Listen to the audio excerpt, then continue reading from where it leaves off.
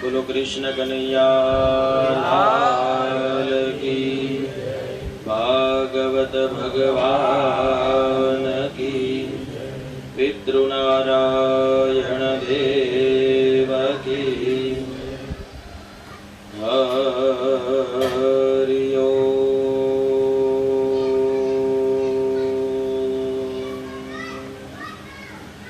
स्वस्ति श्री गणेशाय नमः।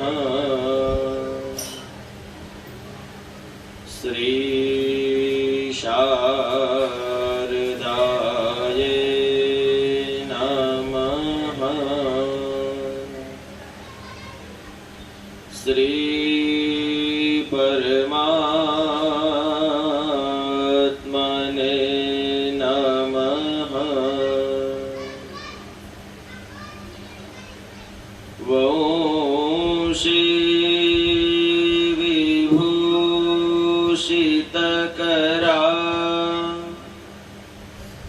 नवनीर्दावा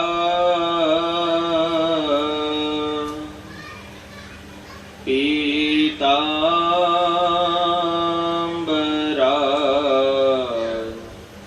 दरुणबी बभला दरोष्टा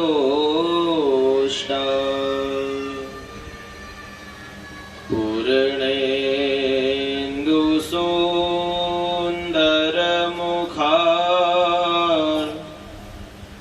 दरविन्दनेत्रा कृष्णात् परं किमपि त्वमहं न जाने। कृष्ण त्वदीयपदपं कजपञ्जरान्ते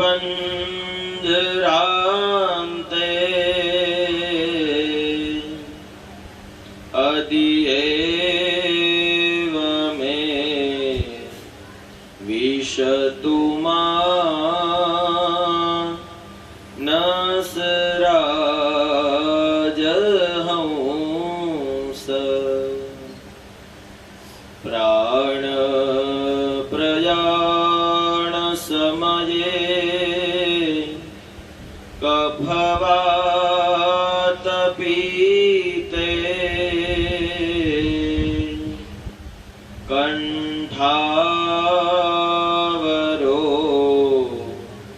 धनविदो स्मरणं कुतस्ते। स्मरणं कुतस्ते। हरे राम राम राम हरे हरे। हरे कृष्ण कृष्ण कृष्ण हरे हरे। कृष्ण कृष्ण हरे हरे। बोलो कृष्ण कन्हैया लाल की। ओम नमो भगवते वासुदेवाय। ओम नमो भगवते वासुदेवाय। ओम नमो भगवते वासुदेवाय। बोलो बजा ताली साथ। वासुदेवाय हरि वासुदेवाय। वासुदेवाय हरि वासुदेवाय। वासुदेवाय हरि वासुदेवाय। भजन करो।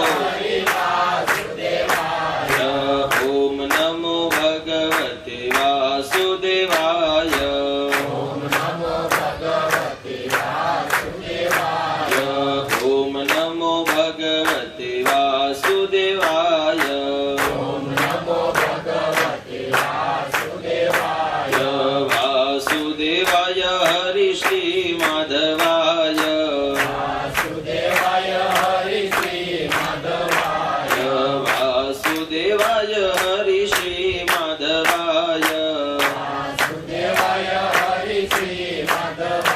बोलो ओम नमो भगवते वासुदेवाय ओम नमो भगवते वासुदेवाय वासुदेव बोले एना पितृ राजी थाय वासुदेव बोले एना पितृ तरी जाय बोलो ओम नमो भगवते वासुदेवाय बोलो ताली साथे ओम नमो भगवते वासुदेवाय वासुदेवाय हरि वासुदेवाय वासुदेवाय हरि वासुदेवाय ओम नमो भगवते वासुदेवाय ओम नमो भगवते वासुदेवाय ओम नमो भगवते वासुदेवाय बोलो कृष्ण कन्हैया लाल की भागवत भगवान की जय। अथ श्री गोविंद दामोदर स्तोत्र करारविंदे न पदारविंद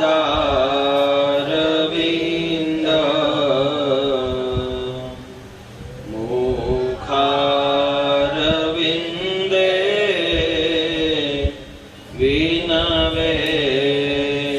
विनवेशयन्त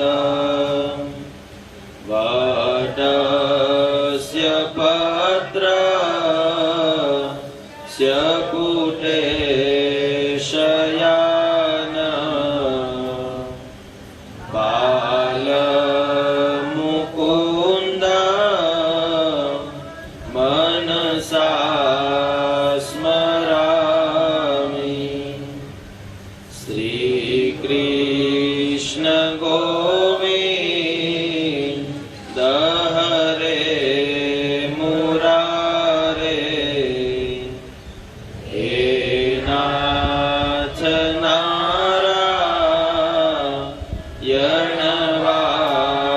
वासुदेव जिहवे पिबस्वा मृतमेतदेव गोविन्द दामोदर माधवेति विक्रेतु कामा किल गोपकन्या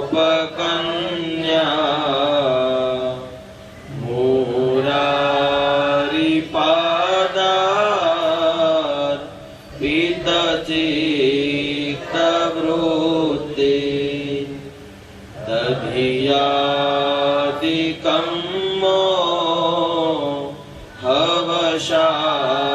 हवशादवोच गोविन्द दामोदर माधवेति गृहे गृहे गोपवधू कदम्बा सर्वे मिलित्वा समवाप्य योगम् पुण्यानि नामानि पठन्ति नित्यम् गोविन्द दामोदर माधवेति सु सुखं शयाना नीलये निजपि नामानि विष्णो प्रवदन्ति मर्त्या ते निश्चितं तान् मयतां व्रजन्ति गोविन्द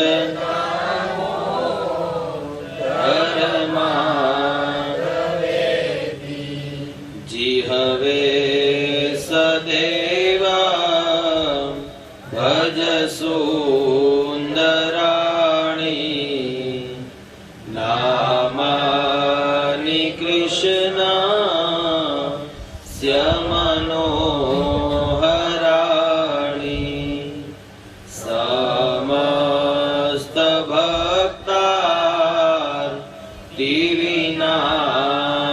समस्तभक्तार्तिविनाशनानि गोविन्द दवेति सुखावसाने इदमेव सारम् दुःखावसाने इदमेव ज्ञेयम् देहावसाने इदमेव जाप्यम् गोविन्द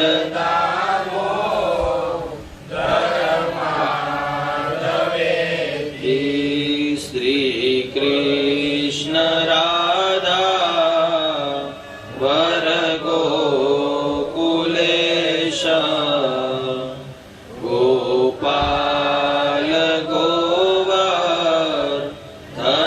गोवर्धननाथ विष्णु जिहवे पिबस्वा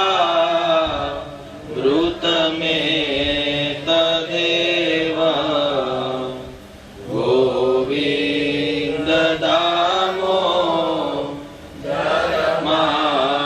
दामोदरमाधवेति गोविन्द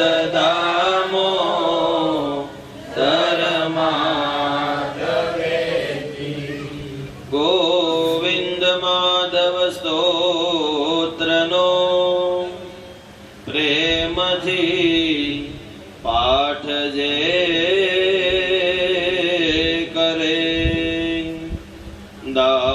दामोदर दया दाने सहजे गौलोक संचरे सहजे गौलोक संचरे बोलो भागवत भगवान की कृष्ण कन्हैया लाल की पितृनारायण देव की नमोस्तु ते सविशाल बुद्धे फूलारविन्दा यतपत्र नेत्र येन त्वया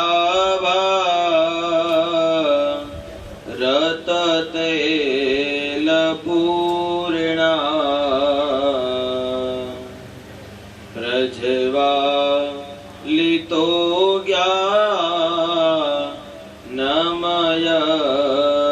प्रदीप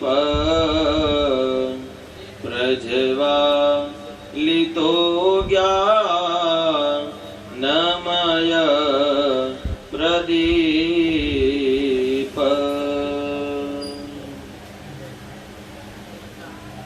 હરિ ઓમ। શ્રીમદ ભાગવત સપ્તાહ જ્ઞાન યજ્ઞ પિતૃપ્રિય ભાદ્રપદ માસ ભૂત પરિવારને આંગણે સર્વે પિતૃઓના મોક્ષને અર્થે આ ભાગીરથી જ્ઞાન યજ્ઞ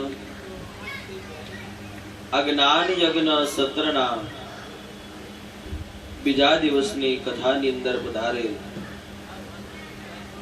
પરિવાર સહિતના સર્વે ભાવિક ભાઈઓ બહેનો વડીલો માતાઓ બાળકો આપ સર્વને આ બીજા દિવસની કથાના પ્રારંભના વ્યાસપીઠ પરથી જાજા કરી જય શ્રી કૃષ્ણ।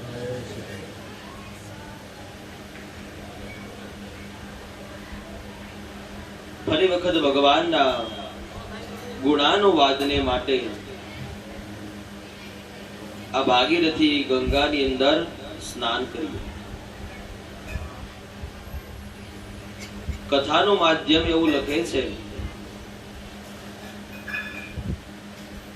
કોઈ પણ 18 પુરાણમાંથી કોઈ પણ કથા હોય આ કથાનું શ્રવણ થતું હોય એને ભાગીરથી ગંગા કહેવી છે। આપણા ભારત વર્ષની અંદર બ્રહ્માજીના કયા પ્રમાણે 9999 નદીઓ આવેલી છે। દરેક નદીઓમાંથી કોઈ શ્રેષ્ઠ હોય તો માં ભાગીરથી ગંગા છે। નદીનું નામ ગંગાજી છે, આગળ ભાગીરથી એટલા માટે લાગે છે ભગીરથ નામના રાજા એ ગંગાજીનું અવતરણ કરાયું હતું એટલે ભાગીરથી ગંગા એવું બોલાય છે।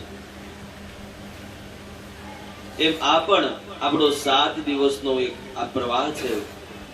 ગંગાજીનો પ્રવાહ તમારા ઘરેથી કાલથી શરૂ થયો છે। 7 દિવસ આ પ્રવાહ ચાલવાનો છે। જ્યારે સમય મળે, જેટલો સમય મળે એટલી એમાં આપણે ડૂબકી મારવાની છે। એટલા માટે આને કથા ગંગા કહેવાય છે। પ્રભુની આ લીલા ચરિત્રની એક એવી કથા છે વક્તા જો આને કથા કહેવા બેસે તો એમ થાય કે હજી થોડીક કથા કહું, હજી થોડીક કથા કહું। કોઈ શ્રોતા શ્રદ્ધા ને વિશ્વાસથી આ કથાને સાંભળવા બેસે તો એના મનમાં પણ એવો સંશય થાય કે હજી આગળની કથાને સાંભળો। જો કે જે આ બીજો દિવસ છે તમને અનુભવ થશે। કાલે રાત્રે જલ્દી 8:30 કેમ વાગે? જો મારા મજા આવતી હોય તો, નકર 2 વસ્તુ થાય ને હમણાં પાછા 8:30 વાગી જાય, દાદા આવી જશે। 2 વસ્તુ થાય, મારા પ્રત્યેનો કેવો ભાવ તમને ભગવાન જગાડે છે, હું નહીં। જો કથા એવું લખે છે અને મારો પોતાનો જાત અનુભવ છે, ઘરેથી ગમે તેટલું નક્કી કરીને આવીએ કે અહીંયા બોલાતું નથી। મારી શરૂઆતની 2-3 કથાઓ હતી ને, ઓલા કે એમ કે નવા નિશાળિયા બધા પોતપોતાના ધંધામાં હોય એટલે હું ઘરેથી બધું નક્કી કરીને નીકળતો કે પેલા આ કથા કેવી, એની વચ્ચે એક દ્રષ્ટાંત આપવું, પછી એની પછી આ કથા કેવી, એમ 3 કલાક પૂરી કરી। આવું 2-3 કથા સુધી મેં કર્યું પણ એમાં ભેગું થયું નહીં। આ તમને સત્ય હકીકત કહ્યું। કારણ અહીંયા હું ધારું એમ બોલાતું નથી, ભગવાન ધારે ને એમ બોલાવડાવે છે। આ મને સમજાઈ ગયું છે। કાલના દિવસની અંદર શું કથા આવવાની છે એ કથાને વાંચી અને આ પેજ બંધ કરી દેવાનું। પછી અહીંયા ભગવાન બોલાવશે। સારું બોલાવવું, ખરાબ બોલાવવું, વાણી કેવી બોલાવી એ કાનાજીના હાથમાં છે। હું એમ નક્કી કરીને આવું કે મારે આજ મનસુખભાઈ કે રમેશભાઈના ઘરે જઈને પરિવારની આ કથા કેવી છે તો એ શક્ય નથી। ધારેલું ન હોય એના કરતા સારું પણ ભગવાન બોલાવી દે છે।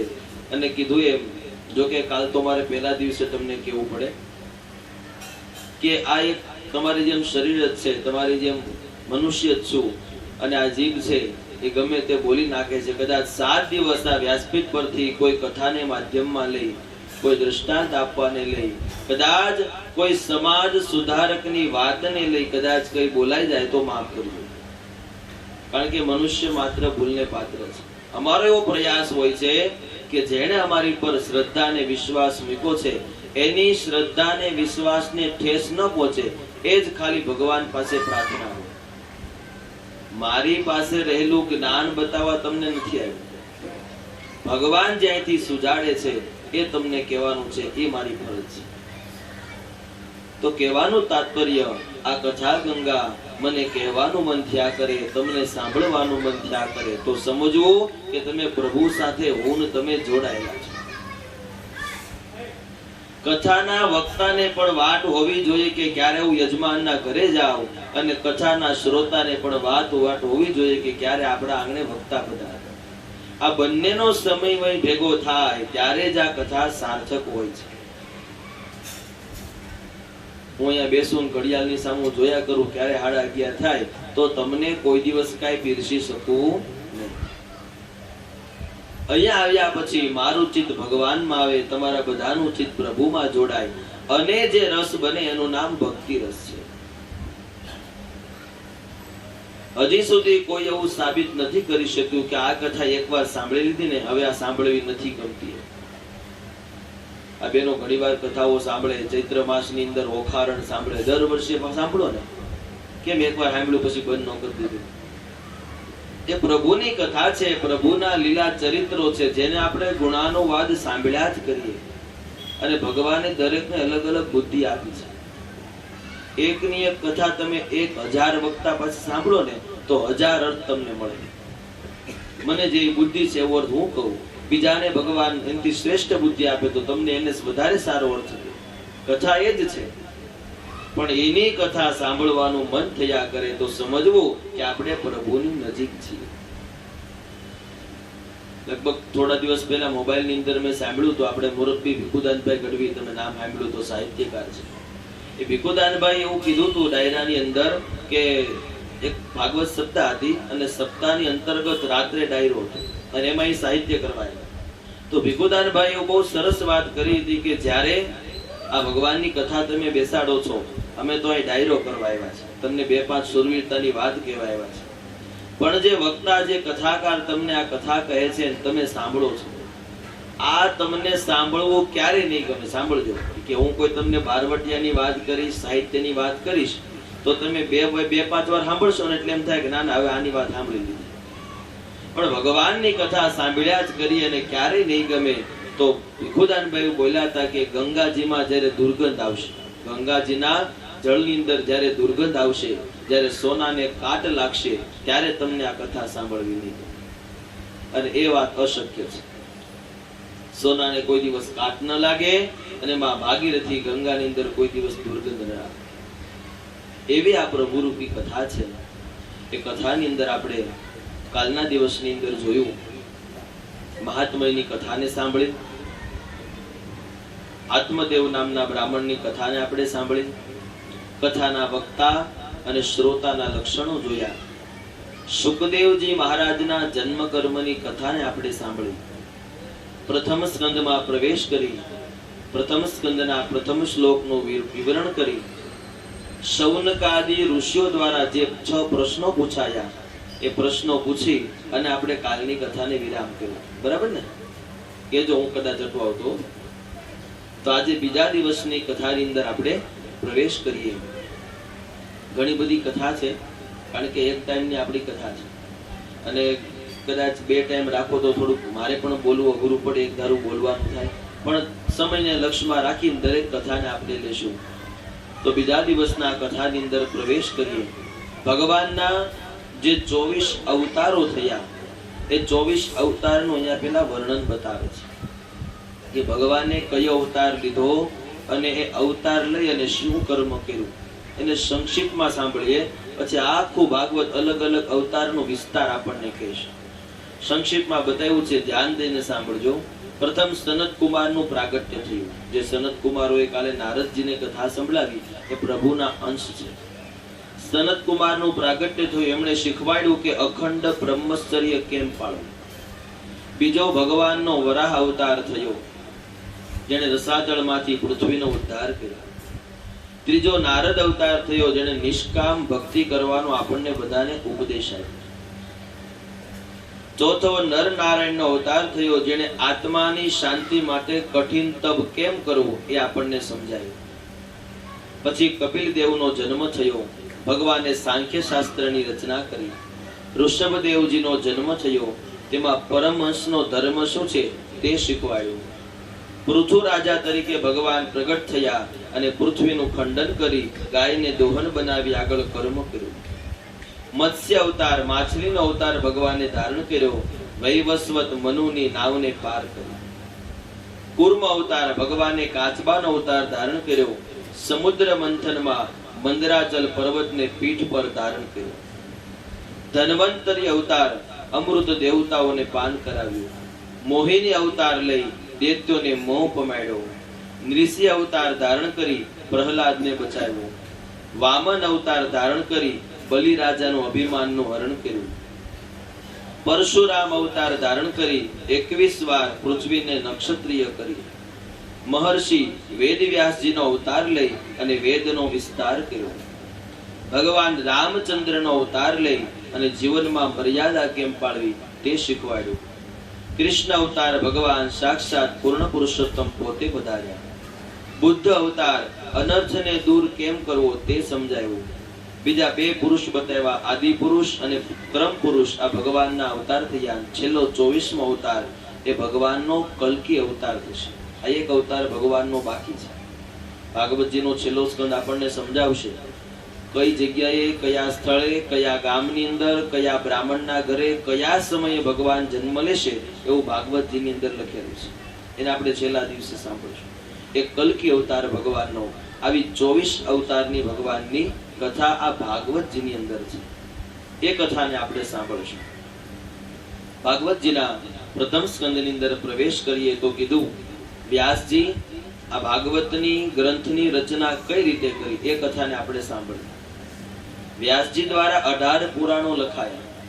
દરેક પુરાણો લખ્યા ને છતાં પણ વ્યાસજીને અસંતોષ છે. હજી કઈ ખૂટે છે, હજી કઈ ઘટે છે, આવું એની મનમાં ભ્રમણા છે. એવામાં ત્યાંથી નારદજી પધારે છે. નારદજીએ વ્યાસજીના દર્શન કર્યા. પ્રશ્ન કરજો, પ્રભુ તમે તો 18 પુરાણની રચના કરી છે, રચના કરીને બેઠા છો, છતાં પણ તમારું મુખ ઉદાસ કેમ છે? નારદજીનો પ્રશ્ન છે. ત્યારે વ્યાસજી કહે છે ઘણું બધું લખ્યું છતાં પણ કંઈક બાકી રહેતું હોય ને એવું મને લાગે છે. ત્યારે નારદજી દ્વારા વ્યાસજીને કહેવામાં આવ્યું, પ્રભુ સાંભળો, મારી બુદ્ધિ પ્રમાણે સમજાવું ને તો તમે 18 પુરાણ લખ્યા છે, આમાં કોઈ પણ જગ્યાએ ભગવાનની લીલા લખી નથી. ભગવાનના લીલા ચરિત્રનું ક્યાંય વર્ણન નથી કર્યું. તમે નકરા વેદ લખ્યા, નકરા પુરાણ લખ્યા, સાંખ્ય શાસ્ત્ર લખ્યા, વેદાંત શાસ્ત્ર લખ્યા, દરેક શાસ્ત્રોને તમે લખ્યા છે. પણ ભગવાને જે જન્મ લીધો, જન્મ લઈ નાની મોટી જે લીલાઓ કરી એનું વર્ણન તમે કરો, એનું ગુણાનુવાદ કરો, આપોઆપ તમને આનંદ મળશે. અને નારદજીના કહેવા પ્રમાણે વ્યાસજીએ પછી ભાગવતની રચના કરી છે.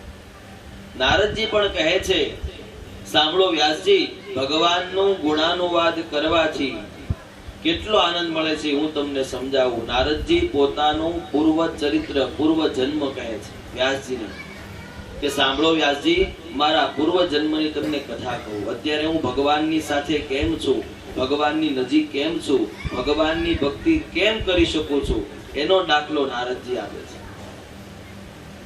ત્યારે નારદજી બોલ્યા છે કે વ્યાસજી, પૂર્વ જન્મની અંદર હું દાસી પુત્ર હતો. સમજો કયા જન્મમાંથી ભગવાન કયા જન્મે લઈ જાય છે. આ કથા પરથી નારદજી મને તમને એવું સમજાવે છે, આ જન્મમાં સારું કર્મ કરશો ને તો આવતા જન્મે ભગવાન કંઈક સારું ફળ આપશે. પણ આપણે બધું ઇન્સ્ટન્ટ જોઈએ છે, તૈયાર જોઈએ છે, આજ કરીને કાલ ફળ મળવું જોઈએ, હે? અને એ જ વાતની અંદર આપણે બધા દુખી છે.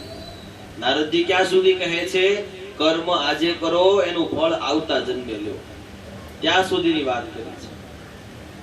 નારદજી કહે છે, પૂર્વ જન્મમાં હું દાસી પુત્ર હતો. મારા પિતાનું અવસાન થાય છે. મારી માતા સાથે રહેતો હતો. એક નગર શેઠના ઘરે મારી માતા કામ કરવા જતી. હું નાનો હતો એટલે એની સાથે જતો. એકવાર એવી ઘટના બને છે, ધ્યાનપૂર્વક સાંભળજો. બહુ વિસ્તારથી કરીશ તો બીજી કથા નહીં થાય. એક એક શબ્દને પકડશો એટલે આખી કથા તમને સમજાવીશ. નગર શેઠના ઘરે ગયો. ત્યાં એક દિવસ ગયા, 2 દિવસ ગયા. બરોબર ચાતુર્માસ ચાલતો હતો. અષાઢ માસથી કાર્તક માસના જે 4 મહિના આવે ને ચાતુર્માસ કહેવાય. એ ચાતુર્માસની અંદર નગર શેઠના ઘરે સાધુ સંતો પધારે છે. એ સાધુ સંતો આવ્યા અને ભગવાનનું ભજન કર્યું, કીર્તન કર્યું, નીકળી ગયા. રોજ આવે, રોજ ભજન કરે. એ નારદજી કહે છે કે ભજન કીર્તન ની અંદર મને રુચિ લાગી કે મારે આ કરવું છે. ચાતુર્માસ પૂર્ણ થવા આવ્યો અને છેલ્લે મને થયું કે મારે આ સાધુ સંતો પાસે જવું છે. ત્યારે નારદજી કહે મેં વાત કરી મને તમારી સાથે લઈ જાઓ. ત્યારે નારદજી બોલે છે કે મને સાધુ સંતોએ ના પાડી કે સાંભળ, તારે હજી તારી માતાને સાચવવાની છે. તારી ઉપર તારી માતા રૂપી બોધ છે, એ જાય ને પછી તને ભક્તિમાં લઈ જાશું. અત્યારે તારે તારી માતાની સેવા કરવાની છે, એ જ તારા માટે ભક્તિ છે. નારદજી કહે છે પ્રભુના પ્રતાપે માતાની સેવા કરી કે હરી ઈચ્છા થઈ. નારદજી હરી ઈચ્છા માને છે કે એની માતાને સાપ કરડ્યો અને એનું મૃત્યુ થયું. અને નારદજી સમજી જાય છે કે આ મારી માતાનું મૃત્યુ મારી ભક્તિનું કારણ છે, મારે ભગવાન સાથે જોડાવાનું છે, એટલે મારી માતાનું મૃત્યુ થયું છે. નરસિંહ મહેતાએ કીધું ને એના પત્ની ગયા ત્યારે ભલ્યું થયું, ભાંગી જંજાળ સુખે ભજીશું શ્રી ગોપાળ. એમ અહીંયા નારદજી કહે છે કે મને ભગવાનની ભક્તિ કરવાનો અવસર મળ્યો છે. નારદજી વનમાં ગયા છે, ખૂબ તપ કર્યું છે, ખૂબ ભક્તિ કરી. અખંડ પ્રકાશ તત્વ દેખાણું, આંખ ખોલી ત્યાં પ્રકાશ તત્વ નથી દેખાતું. નારદજી કહે છે પ્રભુ તમે ક્યાં છો? ત્યારે નારદજીની આકાશવાણી થઈ કે હજી તમારામાં તપ ઘટે છે, તમને આવતા જન્મે હું મળીશ. ત્યારે નારદજી કહે છે કે બ્રહ્માજી દ્વારા મારો બીજો જન્મ થયો અને જન્મની સાથે ભગવાને મને વરદાન આપ્યું કે હાલતા ચાલતા બેસતા ઉઠતા તમે મારું ભજન અને કીર્તન કરશો. ત્યારથી લઈ અને આજ સુધી હું ભગવાનની ભક્તિ કરું છું. નારદજીને એક શ્રાપ છે દક્ષ પ્રજાપતિનો. આગળ કથા આવશે. દક્ષ પ્રજાપતિના સંતાનોને નારદજીએ એક જગ્યાએ બેસાડી અને બહુ બધું જ્ઞાન આપ્યું અને એ બધા ભક્તિ તરફ વળ્યા. એટલે દક્ષ પ્રજાપતિએ શ્રાપ આપ્યો કે જાઓ તમે કોઈ જગ્યાએ એક ઠેકાણે બેસી નહીં શકો. એટલે જ્યાં જોવો ત્યાં કથામાં કેમ આવે કે નારદજી ફરતા ફરતા આવ્યા, નારદજી ફરતા ફરતા આવ્યા. ઈ ક્યાંય કોઈ દિવસ બેઠા હોય ને એને દક્ષ પ્રજાપતિનો શ્રાપ છે કે આ જો ક્યાંક બેસશે ને તો કોકને ભક્તિના રંગમાં લગાડી દેશે. એટલા માટે એને દક્ષે શ્રાપ આપ્યો છે. એવા નારદજી કહે છે કે મેં જો આ કર્મ કર્યું અને સાધુ સંતોને મળી અને મેં આ જ્ઞાન લીધું તો તમે પણ વ્યાસજી મારાથી વડીલ છો, મહાન છો, દેવ અવતાર છો, પણ એક વખત ભગવાનનો ગુણાનુવાદ કરો એટલે જરૂર તમને રાજીપો અને આનંદ પ્રાપ્ત થશે. નારદજીના કહેવાથી માં સરસ્વતીજી વ્યાસજીના કંઠે બિરાજે છે, ગણેશજી લખવા બેઠા છે અને આખું 18,000 શ્લોકનું ભાગવત મહાપુરાણ રચાય છે. એ ભાગવત મહાપુરાણ લખાય તો ગયું, પછી વ્યાસજી કહે છે કે મારે આ પીરસવું કોને? કંઈક જ્ઞાન હોય ને તો એને પીરસવું જોઈએ. કથા એવું કહે છે તમારી પાસે કંઈક હોય તો કંઈક આપો. અમે બ્રાહ્મણ છીએ, કંઈક ભગવાને અમને મતિ બુદ્ધિ આપી હોય અને જ્ઞાન આપ્યું હોય તો પીરસવું એ અમારી ફરજ છે. શાસ્ત્ર કહે છે બ્રાહ્મણના 6 કર્મ છે. બ્રાહ્મણે આ 6 કર્મ બધાના અલગ અલગ કર્મ બતાવ્યા છે. બ્રાહ્મણના 6 કર્મ કીધા છે. બ્રાહ્મણે વિદ્યા ભણવી જોઈએ ને વિદ્યા ભણાવવી જોઈએ. આ બ્રાહ્મણનું કર્મ છે. આજથી 40-50 વર્ષ પહેલા ગામડે આ તમે બધા બ્રાહ્મણ પાસે જ ભણ્યા હશો. સ્કૂલમાં બધા માસ્તર હતા એ બ્રાહ્મણ જ હતા ને. બ્રાહ્મણ વિદ્યાનું સ્વરૂપ કીધું છે એટલે બ્રાહ્મણે વિદ્યા ભણવી અને વિદ્યા ભણાવવી. પછી બ્રાહ્મણે યજ્ઞ કરવો જોઈએ ને યજ્ઞ કરાવવો જોઈએ. બ્રાહ્મણે પોતાના ઘરે યજ્ઞ કરવો જોઈએ અને યજ્ઞ કરાવવો જોઈએ. આખું વર્ષ અમે એકલું યજમાનનું જ કર્યા કરીએ આમ હાલે નહીં. જો કે મારે ગાવાની જરૂર નથી, પણ વર્ષે એક વખત અમારા ઘરે અમે યજ્ઞ કરીએ છીએ. 1-2 વાર તમને દર્શન માટે બોલાય. અમારે અમારું કર્મ કરવું જરૂરી છે. જો અમે અમારું કંઈક કરશું તો તમને આપી શકશું ને. આ બ્રાહ્મણની ફરજ છે. અને ત્રીજું કર્મ બતાવ્યું, બ્રાહ્મણે દાન લેવું જોઈએ અને દાન દેવું જોઈએ. બ્રાહ્મણ તરીકે દાન દેવાની પણ મારી ફરજ છે. અને કદાચ તમે અહીં મને હાથીની અંબાડીએ બેસાડો તો ત્યાં બેસીને પણ હાથ લાંબો કરવો એ મારી ફરજ છે. એટલે બ્રાહ્મણે દાન દેવું પણ જોઈએ, દાન લેવું પણ જોઈએ. 6 કર્મ બતાવ્યા. તો નારદજી વ્યાસજીને કહે છે તમે તમારું કર્મ કરો.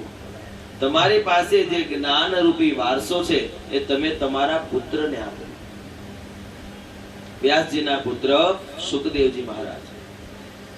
વ્યાસજી કહે છે કે મારો પુત્ર તો 16 વર્ષની વયે, કાલે આપણે કથા સાંભળી ને, ખભે નાલ નાખી નીકળી ગયા છે સુખદેવજી મહારાજ. સુખદેવજી મહારાજને ગોતવા માટે વ્યાસજી નીકળે છે કે મારે કોઈ ઘર માટે, પરિવાર માટે, સંસાર માટે, આર્થિકતા માટે મારા દીકરાની જરૂર નથી, પણ મારે એને પરોપકાર માટે ગોતવો છે. હું એને જ્ઞાન આપું અને બીજાને જ્ઞાન આપે. વ્યાસજી એમના શિષ્યોને ભાગવતજીનો શ્લોક શીખવાડે છે કે આ શ્લોક તમારે બોલવાનો. લાકડા કાપવા વનમાં જાઓ ત્યારે તમારે આ શ્લોક બોલવાનો, પણ અડધો શ્લોક બોલવાનો. વ્યાસજીને ખબર પડી કે ગંગાના તીરે સુખદેવજી મહારાજ છે. તે શિષ્યો બધા જાય, લાકડા કાપતા કાપતા અડધો શ્લોક બોલે. આ શ્લોકના શબ્દ સુખદેવજીના કાને સંભળાયા છે અને સુખદેવજી સમજી ગયા કે આની અંદર તો ભગવાનનું વર્ણન છે. શિષ્યો શ્લોક બોલે છે, વરહા પીડમ નટવર વપુઃ કર્ણયો કર્ણિકારમ બિભ્રદવાસ કનક કપિશમ વૈજયંતીમ ચ માલા. આ શ્લોકની અંદર ભગવાન કૃષ્ણનું વર્ણન કરેલું છે. કૃષ્ણ કેવા દેખાય છે, કૃષ્ણએ કેવો શણગાર સજ્યો છે, એવા શ્લોકની અંદર વર્ણન છે. બરહા પીડમ નટવર વપુઃ, નટવરની જેમ જે નાચ કરે છે એવા ભગવાન કૃષ્ણ. કર્ણયો કર્ણિકાર્યમ, જેના કર્ણની અંદર અલગ અલગ અલંકારો શોભાયમાન છે. વૈજયંતીમ ચ માલા, જેણે વૈજયંતી માળાને ધારણ કરી છે એવા ભગવાન કૃષ્ણ. આવો અડધો શ્લોક બોલ્યા એટલે સુખદેવજી આ શિષ્યો પાસે જાય છે. તમને આ વર્ણન કોણે શીખવાડ્યું છે? કોની પાસેથી તમે શીખ્યા છો? દરેક શિષ્યો સુખદેવજીને વ્યાસજીના સમ્યાપ્રાસ નામના આશ્રમની અંદર લાવે છે. વ્યાસજીને જોઈ અને સુખદેવજી પણ આનંદમાં પામે છે અને સુખદેવજી વ્યાસજીને જોઈ આનંદ પામે છે. બંને પિતા પુત્ર મળે છે અને વ્યાસજી કહે છે કે સુખદેવ, મારે તારી કોઈ ઘર, સંસાર, પરિવાર માટે જરૂર નથી, મારે તને જ્ઞાનનો વારસો આપવો છે. કથા એવું લખે કે વ્યાસજીએ 18,000 શ્લોક સુખદેવજીને આપ્યા છે. પિતા પ્રત્યેની જે ફરજ હોય એ વ્યાસજીએ ત્યાં પૂરી કરી છે. આ વ્યાસજી પાસેથી દરેક પિતાએ પણ સમજવું જોઈએ કે પોતાના પુત્રને બને તેટલો જ્ઞાનનો વારસો આપવો જોઈએ. હવે સુખદેવજી જ્ઞાન લઈને નીકળી ગયા છે. જેમ વ્યાસજીએ ભાગવત લખ્યું અને સુખદેવજીને આપ્યું, એમ સુખદેવજી પણ હવે વાટે છે કે હું કોકને જ્ઞાન આપું. હવે સુખદેવજી મહારાજ અને પરીક્ષિત રાજાનું મિલન થાય છે. હવે પરીક્ષિત રાજાને ભાગવત કથાની અંદર લાવવા હોય તો આપણે મહાભારતની અંદર પ્રવેશ કરવો પડે. આ ભાગવત કીધું એમ એક એવો ગ્રંથ છે, જો તમે શિવ કથા લેશો તો એમાં એકલી શિવજીની કથા છે. રામ કથા લ્યો તો આખી રામાયણ છે. ભાગવત એવો ગ્રંથ છે, આની અંદર થોડી શિવ કથા પણ આવે છે, આની અંદર રામ કથા પણ આવે છે, આની અંદર મહાભારત પણ આવે છે અને પ્રભુનું લીલા ચરિત્રનું વર્ણન પણ આવે છે. કથાનું માધ્યમ એવું કહે છે, કથાના માધ્યમથી આપણે અહીંયા મહાભારતની અંદર પ્રવેશ કરવો પડે. કારણ કે પરીક્ષિત કોણ હતા, પરીક્ષિત રાજાનો જન્મ કોને ત્યાં થયો, શું કામ થયો, એના પૂર્વ બધા ચરિત્રો કોણ હતા એ સમજો, પછી જ તમે પરીક્ષિત સુધી પહોંચી શકો. હું તમને એમ કહું પરીક્ષિત નામનો રાજા હતો, પણ કોણ, કોના કુળમાં થઈ ગયો, શું કામ થઈ ગયું, શું કામ એણે સુખદેવજી પાસે કથા સાંભળી, એને આપણે સમજવાનું છે. કથા એવું લખે છે, મહાભારતની અંદર પ્રવેશ કરીએ. મહાભારતનો પણ શ્લોક કહે છે, યદા યદા હિ ધર્મસ્ય ગ્લાનિર્ભવતિ ભારત અભ્યુત્થાનામ ધર્મસ્ય તદાત્માનં સૃજામ્યહં પરિત્રાણાય સાધુનામ વિનાશાય ચ દુષ્કૃતા ધર્મ સંસ્થાપનાથાય સંભવામિ યુગે યુગે. જ્યારે જ્યારે ધર્મની હાનિ થાય છે, જ્યારે જ્યારે કોઈ બ્રાહ્મણની હાનિ થાય છે, જ્યારે જ્યારે વેદની હાનિ થાય છે, જ્યારે જ્યારે ગાયની હાનિ થાય છે, ત્યારે દરેક યુગની અંદર ભગવાન જન્મ લેતા હોય છે. આ મહાભારતનો શ્લોક બતાવે છે. યદા યદા હિ ધર્મસ્ય ગ્લાનિર, જ્યારે ધર્મની ગ્લાનિ થાય છે ત્યારે ભગવાન ધર્મના ઉત્થાનને માટે, ધર્મની સ્થાપનાને માટે સંભવામિ યુગે યુગે, દરેક યુગે ભગવાન જન્મ લેતા હોય છે. મહાભારતની અંદર પ્રવેશ, આખું મહાભારત તો નથી બતાવ્યું, પણ અહીંયા ભાગવતની અંદર મહાભારતની કથા ત્યાંથી શરૂ થાય છે કે જે પાંડવો અને કૌરવો વચ્ચે યુદ્ધ થયું. થોડી ઘણી કથા તો આપણને ખ્યાલ છે ને હે મહાભારતની. મહાભારતની અંદર કૌરવો 100 હતા અને 5 પાંડવો, આ બંનેની વચ્ચે જે યુદ્ધ થયું, આ યુદ્ધના કુરુક્ષેત્રના મેદાનની અંદર કૌરવોનો પરાજય થયો છે. અહીંયા યુદ્ધ પૂરું થાય છે, ત્યાંથી મહાભારત ભાગવતમાં શરૂ થાય છે. કૌરવોનો પરાજય થયો. કુરુક્ષેત્રના મેદાનમાં દુર્યોધન મરણ અવસ્થાની અંદર પડ્યો છે, જીવ જવું છે, જવાની ખૂબ તૈયારી છે. એ સમયે દુર્યોધનના ખાસ મિત્ર એટલે કે પ્રિય સખા બ્રાહ્મણ હતા, એનું નામ હતું અશ્વત્થામા. અશ્વત્થામા દોડતા દોડતા આવે છે અને જુએ છે કે આજ મારો મિત્ર એ દુઃખની અંદર ઘેરાયેલો છે. એટલે કુરુક્ષેત્રના મેદાનમાં ગોઠણિયા પર બેસી અને દુર્યોધન પાસે અશ્વત્થામા બેઠા છે. સાંભળજો, અશ્વત્થામાને ખબર હતી કે મારો મિત્ર છે ને એ કપટમાં છે. મારા મિત્રએ કપટ કર્યું છે, 5 પાંડવો સાથે કપટ કરીને યુદ્ધ કર્યું છે અને એમાં હણાયો છે. પણ અશ્વત્થામા અત્યારે શું બનીને આવ્યા છે? બ્રાહ્મણ છે અને એમાં પણ મિત્ર છે. મિત્રતાનો ભાવ જગાડવા માટે અશ્વત્થામા દુર્યોધન પાસે પધારે છે. દુર્યોધનને કહે છે કે સાંભળ, પ્રતિજ્ઞા કરે છે કે હે મિત્ર, મારાથી તારું દુઃખ જોવાતું નથી. તને જેને માર્યા છે ને એ 5 પાંડવોના મસ્તક કાપીને તારા ચરણમાં લાવીશ. આવું અશ્વત્થામા બોલે છે. અશ્વત્થામા બ્રાહ્મણનું સ્વરૂપ હતા. બ્રાહ્મણ સાદગી ભર્યો પણ હોય છે અને બ્રાહ્મણ ક્રોધ ભર્યો પણ હોય છે. એની ગણના જોઈ હોય તો પરશુરામજીના ચરિત્રમાં જવું પડે છે. અશ્વત્થામાએ આવો સંકલ્પ કર્યો અને મિત્ર ભાવ જગાડ્યો છે. આ મિત્ર ભાવ મને તમને કથા એવું સમજાવે, ગમે તેવો સમય હોય, ગમે તેવી પરિસ્થિતિ હોય, જ્યારે તમારો મિત્ર, જો ભાઈ ભાડું આ બધામાં તો આપણે જવાના જ હોઈએ. કોઈ વેવાય હોય, ભાઈ ભાડું હોય અને કઈક પ્રશ્ન થાય તો આપણે ઉભા રહીને ખડા પગે. પણ જ્યારે કઈ સંબંધ ન થતો હોય, કોઈ વ્યવહારિક દ્રષ્ટિ પણ ન થતી હોય, એવો તમારો સંબંધ હોય ને તો એ સંબંધનું નામ છે મિત્રતા. અને મિત્રતાને જે ભોગવી છે એનો એક દાખલો અહીંયા અશ્વત્થામા અને દુર્યોધન છે.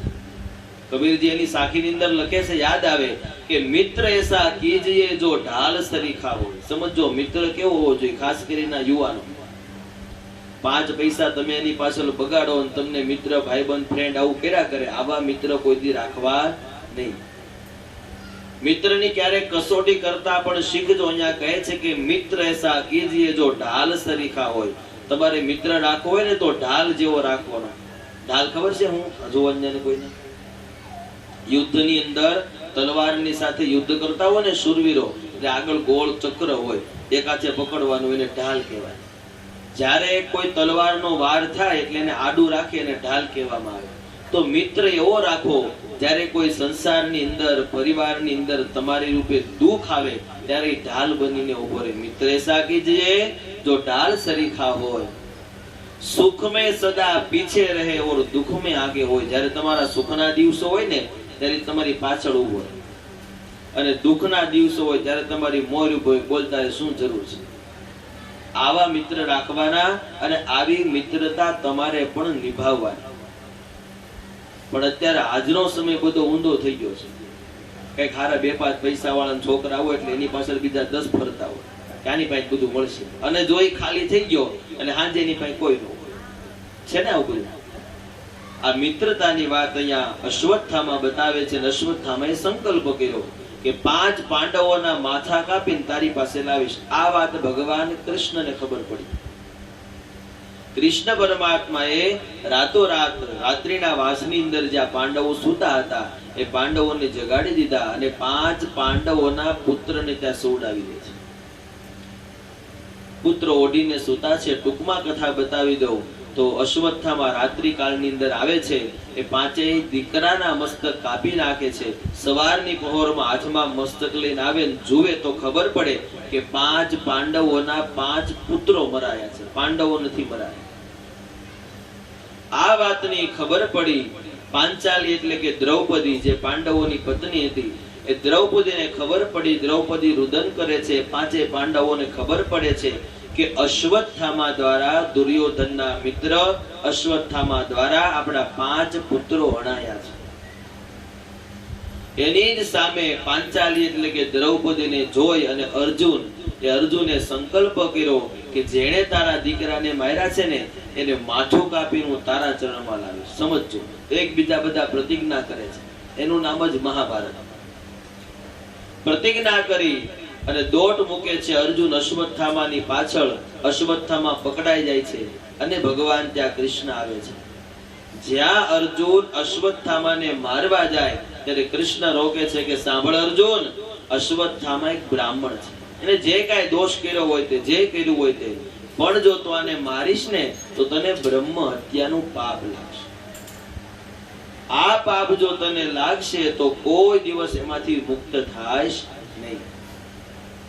શું કરવું જોઈએ? મેં દ્રૌપદીને કોલ આપ્યો છે ત્યારે ભગવાન કહે છે, સમજો ભગવાનનો રસ્તો.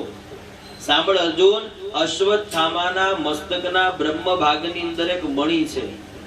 એ મણી ખેંચીને કાઢી લે એટલે બ્રહ્મ હત્યા સમાન ગણાશે. તને એનું પાપ નહીં લાગે, પણ એ નિસ્તેજ બની જશે, નૂર વગરનો થઈ જશે. તલવારની અણી વડે અશ્વત્થામાના મસ્તકમાંથી મણી કાઢી લીધો અને અશ્વત્થામાને છોડી મૂક્યો છે. કથા એવું લખે છે, અશ્વત્થામાને છોડી મૂક્યો, પણ અશ્વત્થામાની અંદર હજી વેર ભાવના છે કે બધાના વચ્ચે મારો મણી કાઢ્યો. બ્રાહ્મણ છે ને, સમજો, હું પોતે બ્રાહ્મણ છું, મને મારી ખબર છે ને દરેક બ્રાહ્મણની ખબર છે. બ્રાહ્મણ હંમેશા સન્માન અને ભાવનો ભૂખ્યો હોય છે.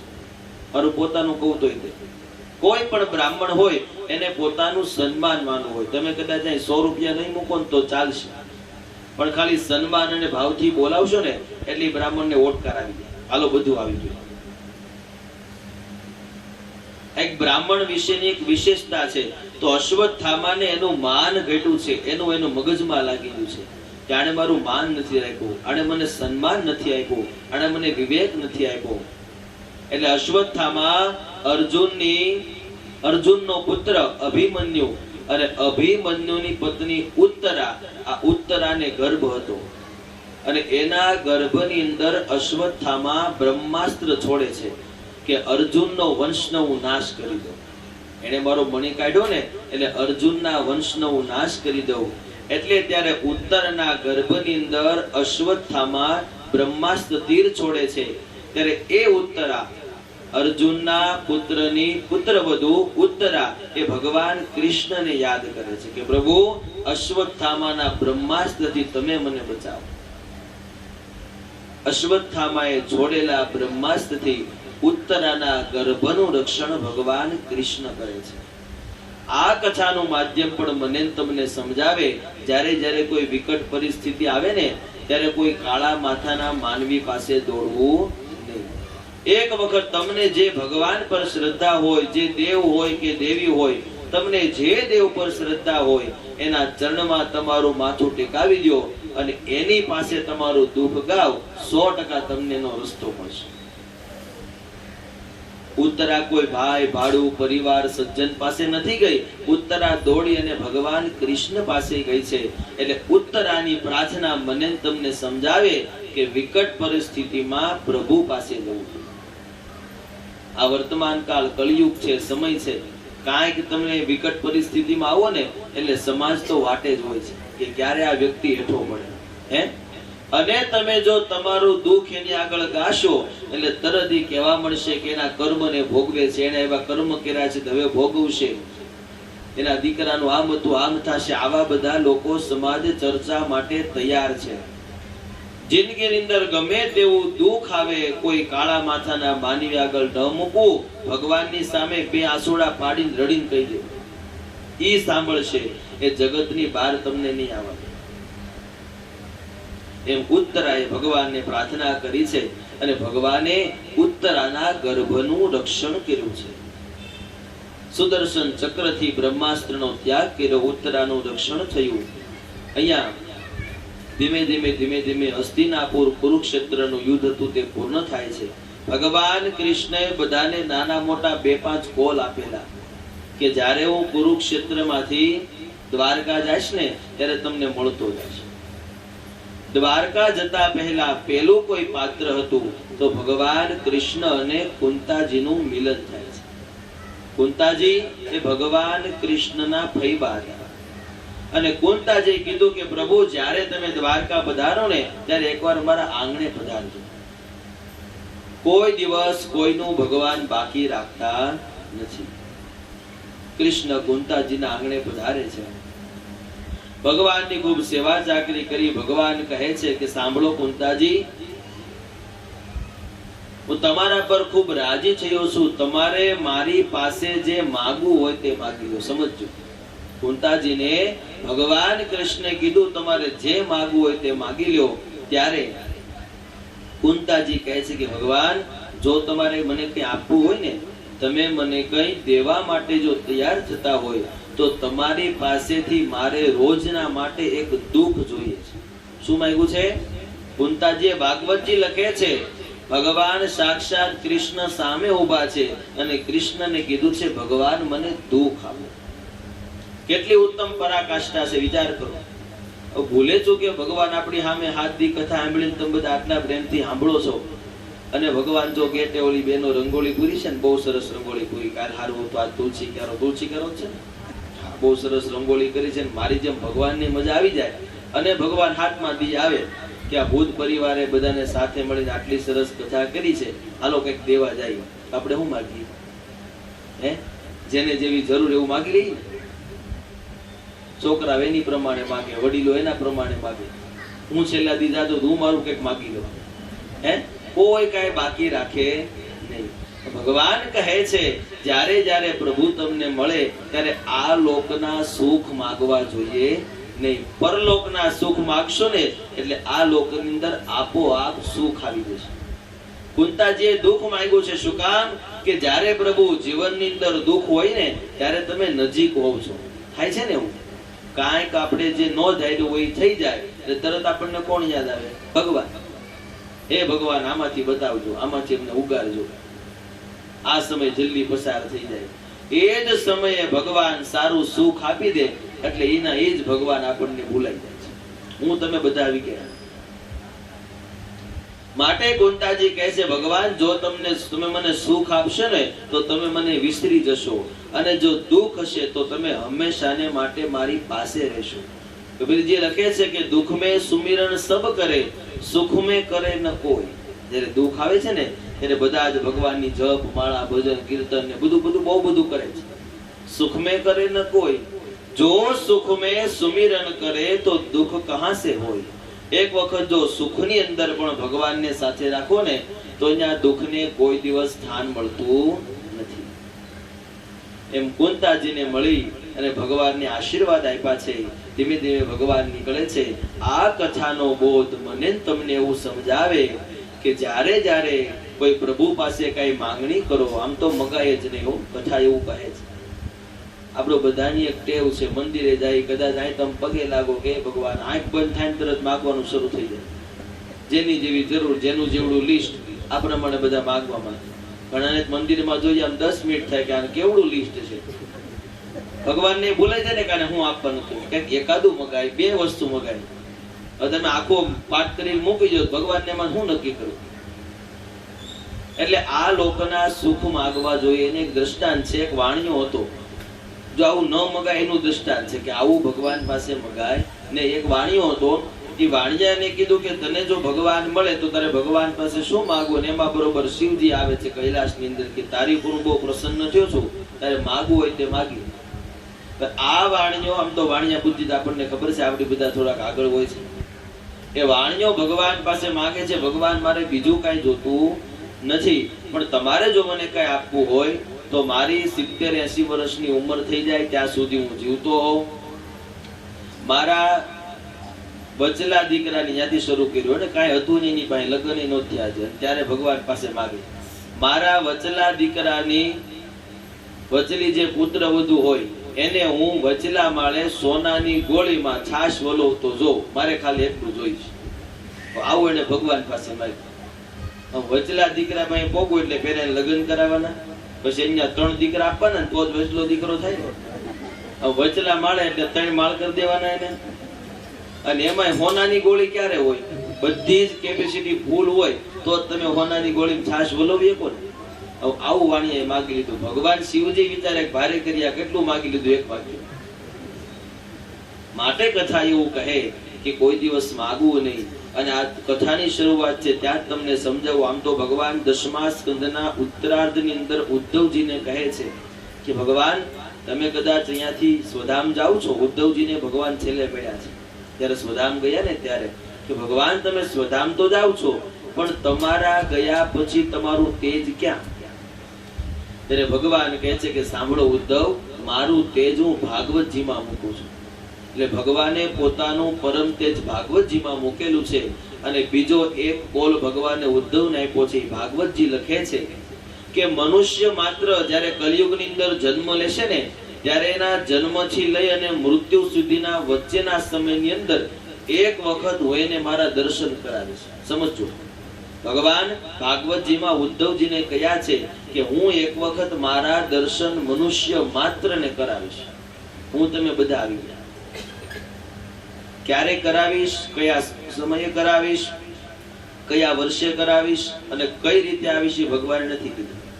તો આપણે વાટે ન રહી હે કે ભાગવતજીના આ સ્કંદમાં લખ્યું છે ને આ રીતે ભગવાન આવે છે તો આપણે વાટે રહીએ. ભગવાન જ્યારે જ્યારે ઘણાને મળ્યા છે ને, આપણે બધાની કથાઓ સાંભળી છે, જેને જેને ભગવાન મળ્યા ક્યારેક સાધુ બનીને આવ્યા છે, ક્યારેક બ્રાહ્મણ બનીને આવ્યા છે, ક્યારેક ભિક્ષુક બનીને આવ્યા છે, ક્યારેક દરિદ્ર બનીને આવ્યા છે. આવા બધા સ્વરૂપ લઈ અને ભગવાન પધારે છે. મારું તમને કહેવાનું તાત્પર્ય એક જ છે, કદાચ ભગવાન આવી ગયા હશે અને ન આવ્યા હોય ને આપણા ભાગ્ય હોય તો ભગવાન એકાદી વાર આવશે. તો ક્યારે તમારા આંગણે કોઈ બ્રાહ્મણ આવે, કોઈ યાચક આવે, કોઈ ભિક્ષુક આવે, કોઈ સાધુ સંત આવે તો ક્યારેક એમાંથી એકાદી વાર ભગવાન પણ હોઈ શકે છે. આપણા આંગણે ભગવાન કઈ પ્રાઇમ મિનિસ્ટર બની ન આવે. સમજાય છે ને? એ આવું જ રૂપ લઈને આવશે. તો તમારા સમય પાસે હોય કે ન હોય, દો કે ન દો, પણ કોઈ દિવસ કટુ વચન કહેવું નહીં.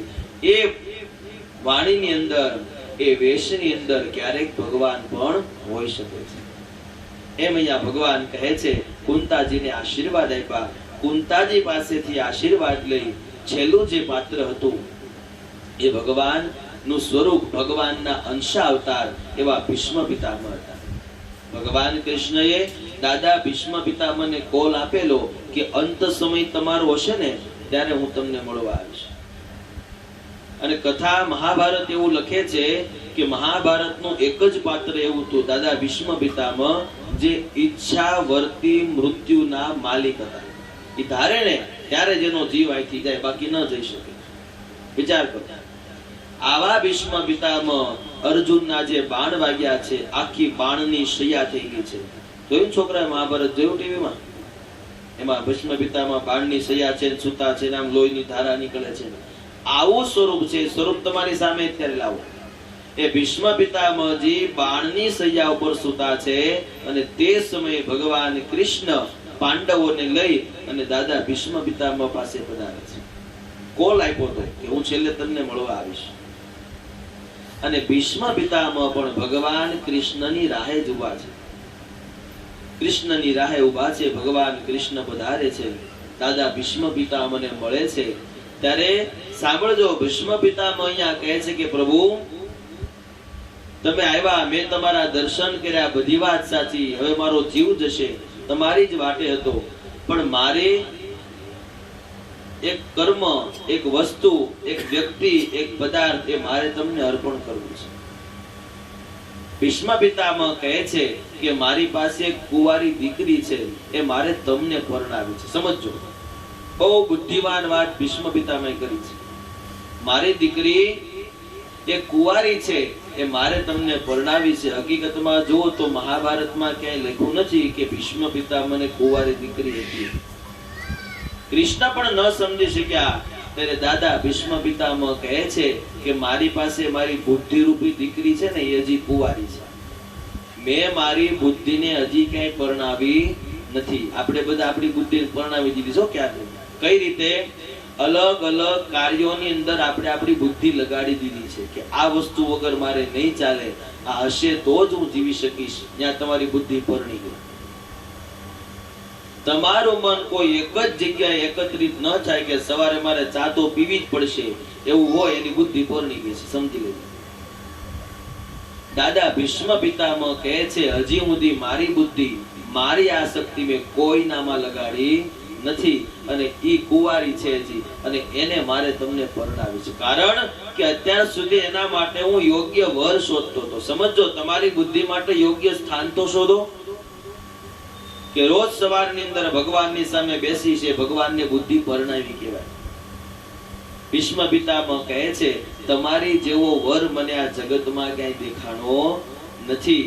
ત્યારે ભીષ્મ પિતામહ ભગવાનને બુદ્ધિ પરણાવે છે. આમ જોવા જઈએ તો આખું 8 શ્લોકની અંદર ભીષ્મ સ્તુતિ છે. ભીષ્મ પિતામહ બાણશૈયા પર સૂતા છે, 1 લીટરનો 4 શ્લોક છે, એવા 8 શ્લોકથી ભીષ્મ પિતામહે ભગવાનની સ્તુતિ કરી છે. સંપૂર્ણ સ્તુતિ આપણે ન લઈ શકીએ, એકાદો 2 શ્લોક આપણે લઈએ અને સ્તુતિમાં શું કહેવા માંગે છે એને આપણે સાંભળીએ. બોલો કૃષ્ણ કનૈયા લાલ કી. ઇતિમતિ રૂપ કલ્પિતા વિતૃષ્ણા ભગવતી સાત્વત પુંગવે વિભૂમની સ્વસુખમુપગતે ક્વચિદ વિહર્તુ પ્રકૃતિ મુપે યોષિયાદ ભવ પ્રવાહ પ્રકૃતિ મુપે યોષિયાદ ભવ પ્રવાહ.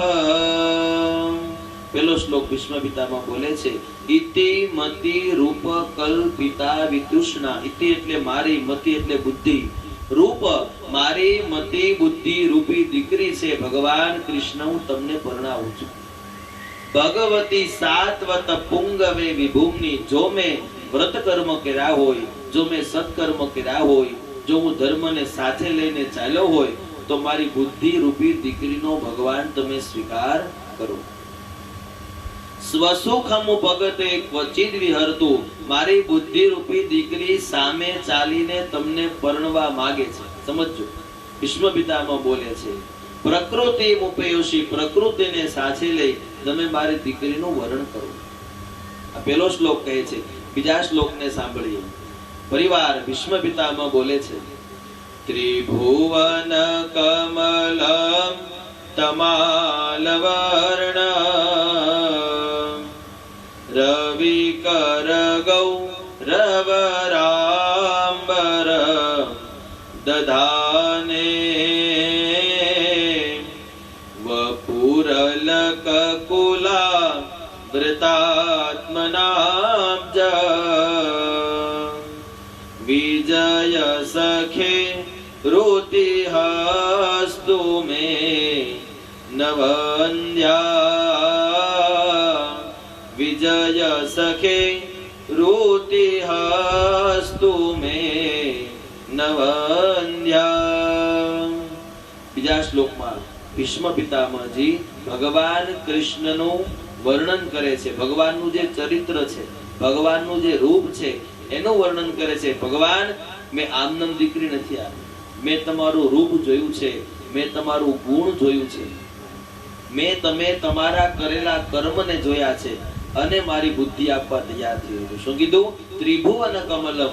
આ ત્રણે ત્રણ ભુવનના તમે નાથ છો એ વાતની મને ખબર પડી છે એટલે મારે દીકરી આપું છું. ત્રિભુવન કમલમ તમાલ વર્ણમ. પહેલી કડીમાં ભગવાન બોલે છે ભીષ્મ પિતામહ. ત્રિભુવન કમલમ તમાલ વર્ણન. તમાલ પત્ર સરખો તમારો શ્યામ વર્ણ છે.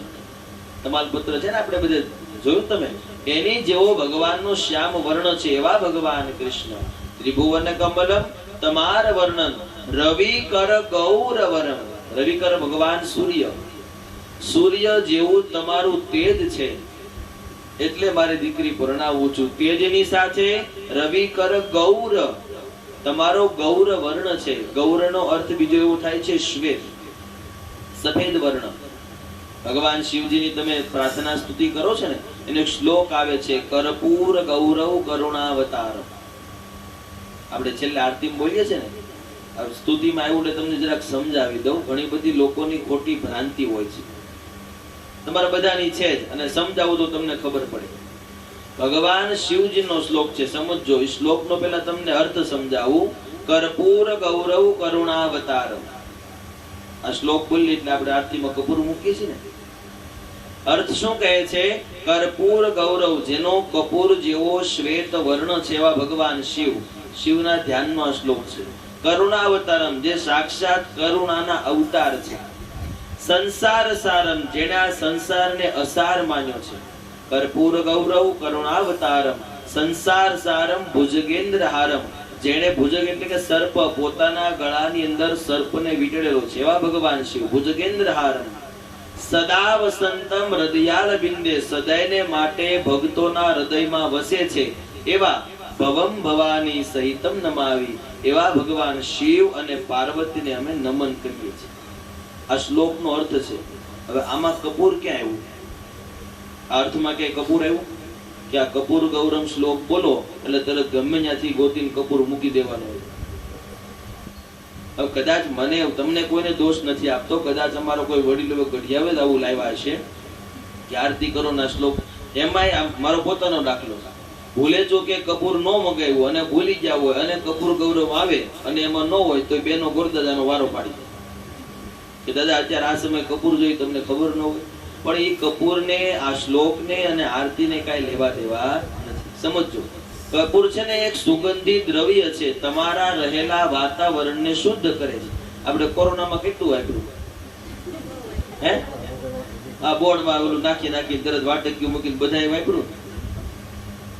હવે જો એ ભગવાનની સાથે જોડાતું હોય તો આપણે એમાં વાપરે. એટલે આવી ઘણી બધી આ કર્મકાંડની અંદર ખોટી ભ્રાંતિ છે. પણ હવે એ આરતી સમય ન હોય ને હું આ બધું સમજાવવા જાઉં તો એક ભાગવત કથા થઈ જાય. એટલે ત્યારે હશે બેન અમે ભૂલી જશે, એક નથી લાવ્યા, જે કાવે સ્વીકાર કરવું પડે છે. એટલે બાકી આરતી આરે છેલ્લે આરતી પૂરી થાય અને શ્લોક બોલાય અને એમાં કપૂર હોય આવું જરૂરી હોતું નથી. આપણી પાસે તમને ડબ્બો છે, હાથે હાથી હાલ છે, ચિંતા નહીં કરતા. આ તો તમને વાત સમજાવું.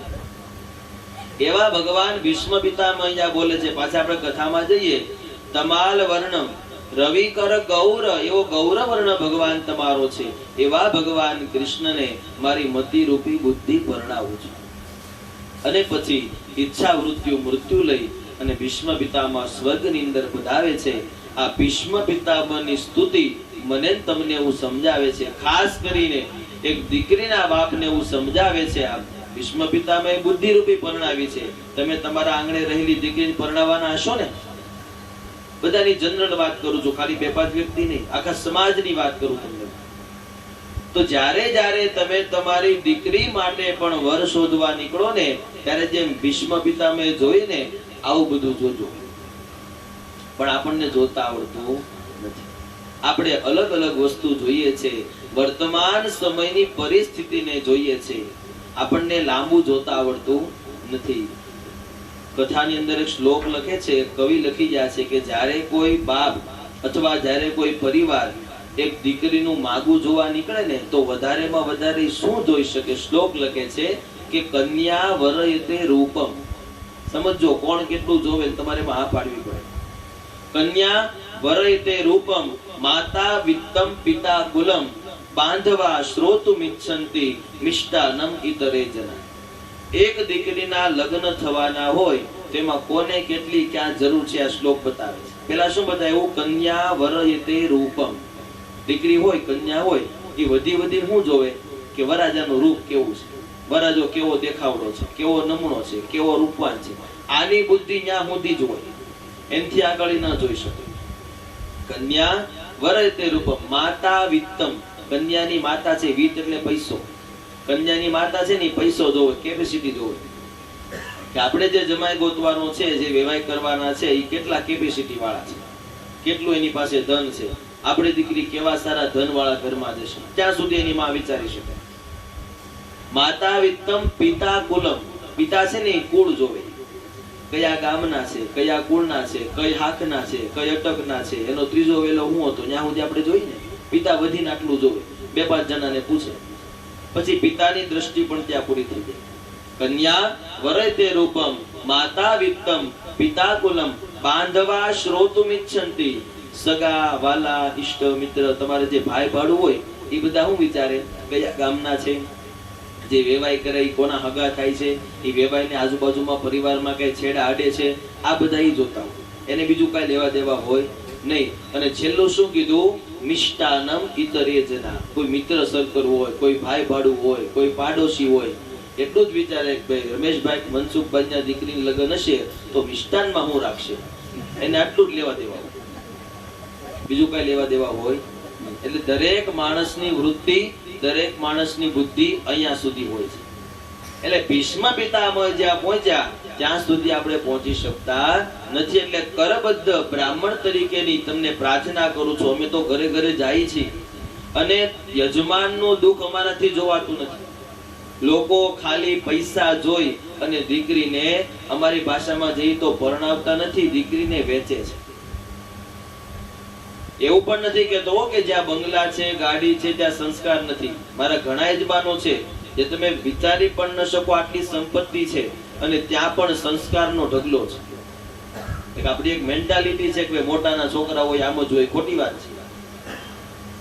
ધન સંપત્તિ હોવા છતાં પણ સંસ્કાર છે અને ક્યાંક ધન સંપત્તિની સાથે કુસંસ્કાર પણ છે. પણ જોજો, ખાલી સંપત્તિને જોઈ તમારી દીકરીને નાખી ન દેતા. આખા સમાજને કહું છું, આપણી એક આ ખોટી ભ્રાંતિ લાગી ગઈ છે. અત્યારે તમે પરિસ્થિતિ જોવો છો, કાલ સવારે શું થાય કોને ખબર. જોઈ છે ને આપણે બધા દાખલા. કાલ સવારે જ આપણે જોઈ કે 1 કરોડનું મકાન છે, પરમ દિવસ જોવો તો કે એને વેચવા કાઢ્યું છે. હું તમે સંપત્તિ જોયું, હું તમે ધન જોયું. આ બધું આજે છે ને કાલ નથી, આ બધું ક્ષણિક છે. જો તમારી દીકરીના ભાગ્યમાં હશે અને 12-35 ગાળામાં રહેતા હશે તો 5 વર્ષમાં મોટા બંગલામાં જાય, એવું વિચારો. પણ શરૂઆતથી આપણે જોઈએ છે પાછળ જે થવાનું હોય તે થાય. માણસ સંપત્તિની પાછળ દોડે છે. હું તમે બધા આવી ગયા, પણ જ્યારે જ્યારે એવી કથા નવું આવે ને ત્યારે આપણને વૈરાગ લાગે. થાય ને, આ બધું સાંભળતા હોય એમ થાય દાદા વાત કરે બહુ સાચી વાત છે, કાંઈ વાંધો નહીં, કાલથી ખોટી દોડાદોડી કરવી, થાય એટલું જ કરવું, કાંઈ ભેગું નથી કરવું. આ બધું આપણને અત્યારે આવું થાય. કાલ સવાર પડશે ને એટલે તરત હાલે છોકરાઓ ધંધે ઉપડો, ફટાફટ 8 વાગે પાછા આવો. એક વૈરાગ છે. પણ આ વૈરાગ જો લાંબો સમય ટકી જાય, થોડો ક્ષણ ભંગુર પણ ટકી ગયો તો ભગવત પ્રાપ્તિ થાય છે. અને જ્યારે માણસ આ સંસાર રૂપી, આ કર્મ રૂપી, આ પરિવાર રૂપી થાકી જાય ને પછી એને છેલ્લે ભગવાન દેખાય છે. પણ ત્યારે મોડું થઈ ગયું હોય. તમે તમારા ધંધાથી કંટાળી જાઓ, તમે ક્યારેક પરિવારથી કંટાળી જાઓ, પણ જ્યારે તમને એમ થાય કે હવે આ બધું નકામું છે ત્યારે મોડું થઈ જાય. પછી આવતા જન્મ હવે તમે ભોગવવાનું થયું, ભોગવી લીધું. આજના એક સમાચાર છે ને ઓલું મિની બજારના, ઓલા ભાઈ હીરા ઉડાડી દીધા. હું આજ હવનમાં હતો 5 વાગે ફોનમાં વિડીયો જોયો છે. બેનો ખબર છે ને કે વિસ્તારથી વાત કહી દો. કોક ભાઈ છે, નામ બામ મને ખબર, કેટલા 2500 કેરેટ હીરા હતા. એવું તમે કે 2500 કેરેટ હીરા હતા અને એ ભાઈ હીરા વેચતા હતા કઈક બજારની અંદર. પણ અંદાજિત તમે લગાવો કે ભાઈ લાખ રૂપિયાની હીરા છે અને લોકો એની પાસે 10,000 માં માંગતા. એટલે એ વાતથી ભાઈ કંટાળી ગયા. મિની બજારમાં માનગઢ ચોક ઉપર આમ હીરા એને વેરી દીધા, જે જોતા એ લીધા અને લોકો વીણે છે. એનો વિડીયો આવ્યો છે. હવે આ માણસની ખાલી તમે વિચાર કરો, હીરાને ભૂલી જાઓ, વીણતા આ બધું ભૂલી જાઓ. ભાઈ માણસ પોતાના ધંધાથી, પોતાની મતિ અને બુદ્ધિથી કેટલો થાકી ગયો છે. ભૂલે ચૂકે 50 ની નોટ મારી તમારી પડી જાય ને તો આપણે એની પાછળ દોડીએ ને, કે આ મારી છે, આ પડી ગઈ છે. 2500 કેરેટ હીરા એની હાથેથી આમ ઘા કરી દીધા. ક્યારે કર્યા હશે? જ્યારે માણસ માનસિક થાકી ગયો હોય, એને બીજો કોઈ રસ્તો ન સૂજ્યો હોય. પણ જાઓ, તમને ગેરંટી આપું છું, આવી કથાની માધ્યમને સાથે રાખીને ચાલો, પ્રભુને થોડાક તમારા ધંધાની સાથે રાખીને ચાલો, એટલે આવો કોઈ દિવસ વિચાર આવતો નથી. એમ આ ભીષ્મ પિતામહની કથા, એ કથાનું દ્રષ્ટાંત મને તમને સમજાવે. જ્યારે જ્યારે તમે કોઈ તમારા જીવનના નિર્ણયને લેવા બેસો ત્યારે ભગવાનને સાથે રાખજો. એમાં કંઈક ને કંઈક સારો વિચાર તમને મળશે. કોઈને ન પૂછો તો કાંઈ નહીં, કોઈ જ્ઞાની પુરુષને ન પૂછો તો કાંઈ નહીં. એકવાર તમે જે નક્કી કર્યું હોય ને એ ભગવાનની આગળ મૂકી દેજો. ભગવાન, આ કામ કરવા જાવ છો, આ સાચું છો કે ખોટું? અને ત્યારે તમારું હૃદય તમને હા કે ના પાડશે. દરેકની વાત કરું છું. એમ આ ભીષ્મ પિતામહજી સ્વર્ગની અંદર જાય છે. ભગવાન કૃષ્ણ પણ ધીમે ધીમે આગળ વધે છે. કથા એવું લખે છે, દરેકને મળી કુરુક્ષેત્ર હસ્તિનાપુરનું કાર્ય પતાવી અને ભગવાન કૃષ્ણ હવે દ્વારકા ગમન કરે છે.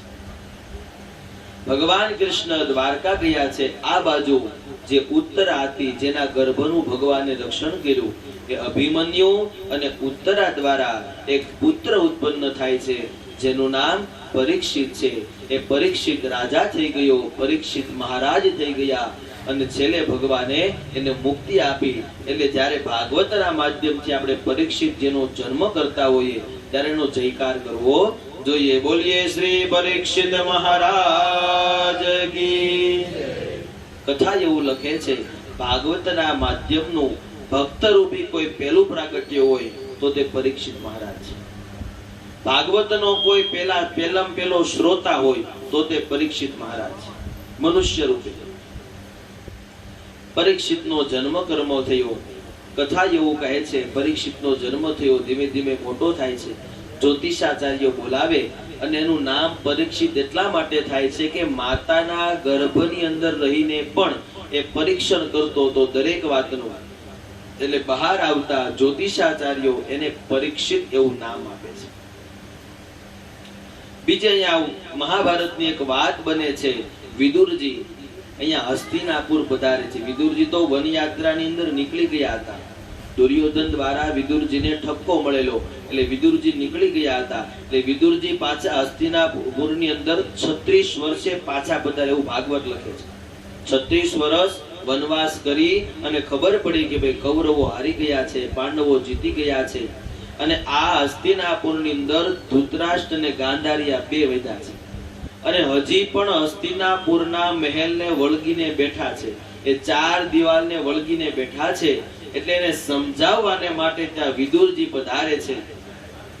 ધૃતરાષ્ટ્ર અને ગાંધારીને કહે છે કે સાંભળો, હવે તો આ રાજ પણ ગયું, હવે તમારા સંતાનો પણ ગયા, તમારી વૃદ્ધા અવસ્થા થઈ, આ મહેલનો મોહ છોડી અને તમે વનની અંદર ભક્તિ કરવા પધારો. વિદુરજી સમજાવે છે. ત્યારે ધૃતરાષ્ટ્ર અને ગાંધારીને કહે છે કે સાંભળો, તમને આવો સારો મનુષ્ય દેહ મળ્યો છે, આ મનુષ્ય કાયા મળી છે. સમજો વિદુરજી, મને તમને પણ સમજાવે છે. શાસ્ત્રો તો એવું કહે છે કે માણસના 52 વર્ષ થાય ને પછી 53મા વર્ષથી એને વનમાં આવી જવું જોઈએ. પછી ઘર સંસાર પરિવારમાં રહેવાય નહીં. વનમાં જઈ ભગવાનનું જપ તપ કરવાનું. જ્યારે ભગવાન મૃત્યુ આપે ત્યારે એને વાલું કરી દેવાનું. આનું નામ જાત્રા છે. મેં કીધું ને કે માણસે જાત્રા કરવા જવું જોઈએ. એ જાત્રા આવી રીતે હોય કે 52 વર્ષ થાય, ઘર પરિવારને મળી બધાનો મોહ છોડી અને વનમાં જવાનું, જાત્રા કરવાની, દરેક દેવ દર્શન કરવાના. જ્યાં ભગવાન મૃત્યુ આપે ત્યાં ભગવાનને વાલું થઈ જાય. આપણે બધા જાત્રા જાય છે ને, પણ આપણે જાય ને એને પ્રવાસ કહેવાય. શું કહેવાય? 1 મહિનાની ટિકિટ ફિક્સ હોય, એમાં બધી ફેસિલિટી હોય. જાત્રામાં કોઈ દિવસ કોઈ સુવિધા હોય નહીં. અને આપણે દત્યાથી નક્કી કરીને જાય કાઠિયાવાડી રસોઈ હારે છે ને તો જ તારામ લખાવાનું છે. હે ડબલ ના સોફામાં 2 જણા હશે ને, ત્રીજો નહીં આવે ને. આ બધી અસુવિધાને આપણે પેલા જોઈને જાય છે. એટલે એનું નામ પ્રવાસ છે, એને જાત્રા કહેવાય નહીં. પણ કદાચ આપણે આ સંસારને છોડી ન શકીએ, પણ સમયનો થોડો ભાગ કાઢી પણ પ્રભુની સાથે જોડાવવું જોઈએ. વિદુરજી પણ સમજાવે છે કે તમને આ રત્ન જેવો, કંચન જેવો મનુષ્ય દેહ મળ્યો છે અને તમે પશુ જેવું જીવન જીવો છો.